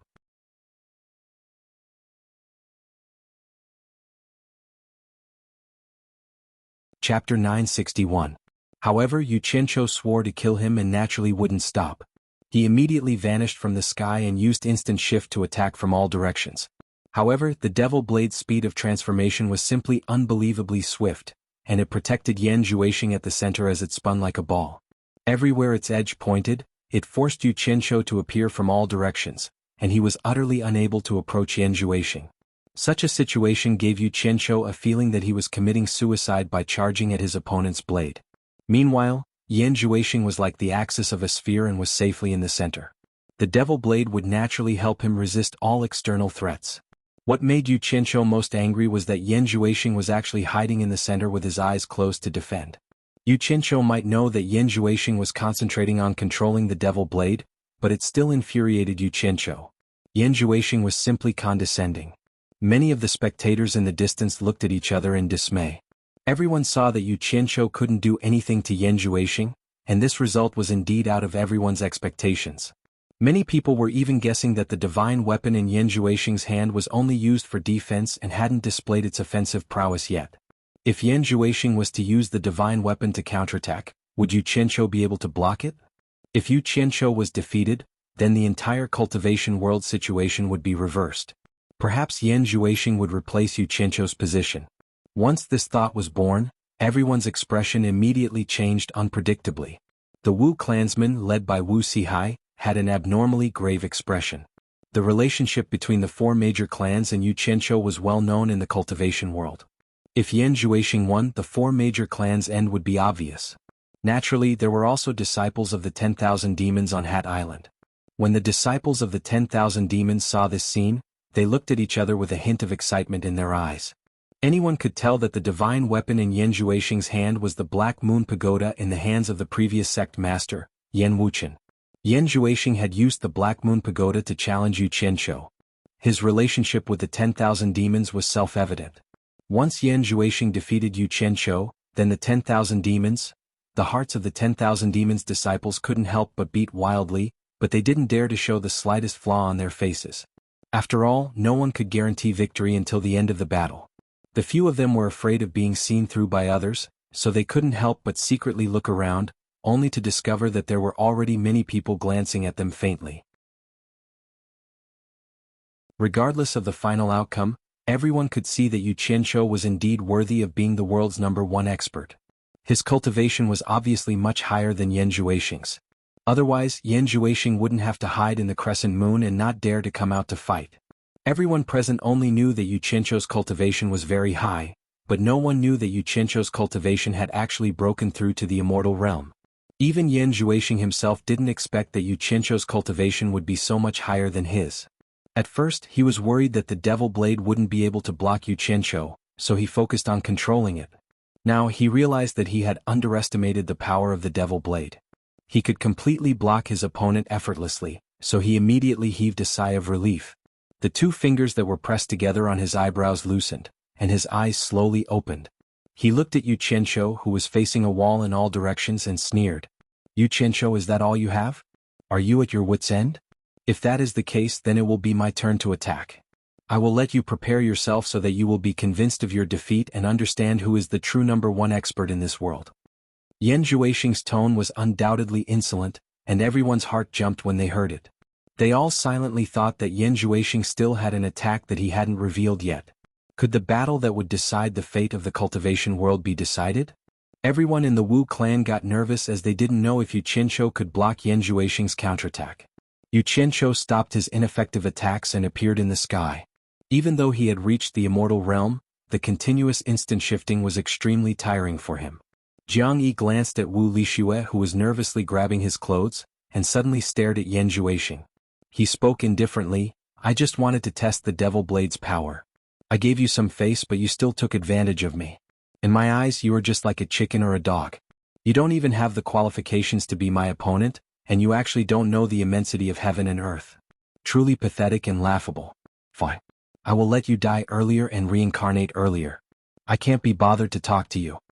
A pale golden radiance flashed by, and a pale golden quaint long sword landed in his hand. Yu Qianqiu raised the long sword in his hand and wiped the edge of the blade gently while letting out a soft sigh. Even when he was in the immortal world, he had never used this divine sword. He didn't expect that the first time he used it would be against Yan Juexing. If it wasn't for the devil blade that was left behind by the demon god in Yan Juexing's hand, Jiang Yi wouldn't use it so easily. Yan Juexing squinted his eyes and took 2 glances at the long sword in Jiang Yi's hand. When he didn't see anything special about it, he immediately sneered and said, "You are the type of person who wants to save face and suffer. If I were you, I would either admit defeat obediently or run for my life. If you are trying to boost your courage by putting on airs, it will be truly pathetic and laughable." As he spoke, he looked at the spectators and continued to boast, "How do you want to die? I will grant your wish. Right now he was full of ambition and wanted to use this battle to wipe away his previous humiliation, to intimidate the world, and to establish his position as the #1 expert in the world. You will grant my wish? Yu Qianqiu seemed to have heard the funniest joke in the world. He pointed the long sword in his hand and sneered, "You are indeed a frog at the bottom of a well who doesn't know the immensity of heaven and earth. Block my sword first and then we will see if you are qualified to say such nonsense." With a loud shout, Yu Qianqiu teleported and disappeared again. The crescent blade that was protecting Yan Zhuixing suddenly pointed in one direction and forced Yu Qianqiu to reveal himself again. Yan Zhuixing was just about to ridicule Yu Qianqiu, but before he could say anything he saw the sword in Yu Qianqiu's hand suddenly erupt with an ancient aura that looked down on the world, and it rushed over like a raging wave. The devil blade that was protecting him immediately let out a rapid buzzing sound to warn him. Yan Zhuixing had a bad feeling and his pupils suddenly contracted. He saw the long sword in Yu Qianqiu's hand suddenly become a 100-meter-long longsword. The ancient longsword was covered with a glass-like golden flowing light. Get lost! Yu Qianqiu's thunderous roar resounded in the air. A huge longsword swept out and hit the devil blade directly. Boom! A loud sound exploded in the air, and an almost tangible air wave spread rapidly like a shock wave. The devil blade that was shining brilliantly just now couldn't withstand a single blow.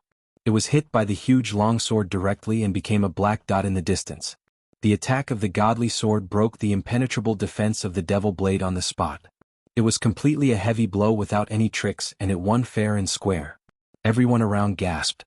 This attack immediately burst the bubble in some people's hearts. There was no need to guess who was stronger and who was weaker. Die! Yu Qianqiu's roar resounded in the air again. In his hand, the long sword was as light as a willow in the wind. It drew a huge golden lotus in the air and wrapped around Yan Zhuixing. Yan Zhuixing's insolence had already been replaced by paleness in the face of the majestic huge longsword net. He was immediately scared out of his wits. Even the devil blade couldn't block the opponent, so it was even more impossible for his body to block the attack. However, the only direction he could dodge was behind him, so he teleported to escape without hesitation. However, it seemed to be a bit too late. With Yu Qianqiu's cultivation and speed, coupled with the fact that it had happened so suddenly and carried a hint of a sneak attack, how could he retreat safely? Pooh! A leg flew in the air with a splash of blood. A fierce look flashed across Yu Qianqiu's face. He was determined not to let his opponent go. With a shake of his arm, the longsword cut off Yan Zhuixing's leg, and the broad longsword slammed towards Yan Zhuixing, who was in a panic. The momentum seemed to want to smash Yan Zhuixing into a meat patty. Devil fist! Yan Zhuixing, who couldn't escape in time, roared in grief. He desperately punched towards the sky and directly hit the longsword. Boom! Yan Zhuixing screamed miserably, and the sound of bones shattering could be heard. One of Yan Zhuixing's arms was swaying like a piece of meat, and he violently vomited a mouthful of blood. His entire body was slammed towards the ground like a meteor. Bang! The ground shook and a sizable pit appeared. From the sky, one could vaguely see Yan Zhuixing vomiting a few mouthfuls of blood. It was obvious that he was seriously injured. However, the might of the devil fist couldn't be underestimated. It was actually able to resist the divine sword's attack and didn't die in one hit. However, how could the divine sword be so easily blocked? It might be as light as a willow catkin in Yu Qianqiu's hand, but it weighed 108,000 kilograms. In addition, when Yu Qianqiu wielded it, it was imaginable how powerful the attack was. The huge change in the blink of an eye caused everyone to tremble with fear. The Wu clansmen were extremely excited, while the disciples of the 10,000 demons were terrified. Die! Yu Qianqiu's desperate cry rang out, and the divine sword in his hand was thrown down from the sky with the might of thunder. It stabbed straight towards Yan Zhuixing, who was struggling in the deep pit. Right at this moment, a huge black light burst out from a distance and directly collided with the divine sword. It was the devil blade that was knocked away earlier that came back to save its master. Boom! The divine sword was knocked askew, and when it stabbed into the ground, it deviated from the deep pit by a few dozen meters. Yu Qianqiu took a quick glance and couldn't help but exclaim that the divine weapon refined by the demon god was truly extraordinary. It wasn't damaged by the divine sword's attack, and it was only knocked away. If Yan Zhuixing's cultivation was a little higher, the might of the sword would be even greater, and the devil blade might be able to fight against the divine sword. The devil blade saved its master, and it immediately won a chance for Yan Zhuixing to catch his breath. It protected Yan Zhuoxing and flashed out of the pit together. Yan Zhuoxing reached out his claw and directly sucked a leg that fell from the sky. It was the leg that was chopped off by the divine sword. At this moment, how could Yan Zhuoxing not understand that he wasn't a match for Yu Qianqiu? He almost didn't hesitate to crush his severed leg into a blood mist and cried out miserably, "Blood escape! Trying to run?" Yu Qianqiu snorted coldly and suddenly pulled out the giant divine sword that was stabbed into the ground. It instantly shrunk into a flying sword and turned into a golden stream of light in the direction that Yu Qianqiu pointed at. It shot into the expanding blood mist. There was a miserable scream from inside. You're tuning in to the Dreamy Chapters YouTube channel. We're so grateful for your support, and don't forget to subscribe to join us on this incredible journey through captivating stories. Your generosity through donations truly makes a world of difference, as it's the primary source of revenue that allows me to expand and enhance this channel for you. Thank you from the bottom of my heart for being a part of this adventure.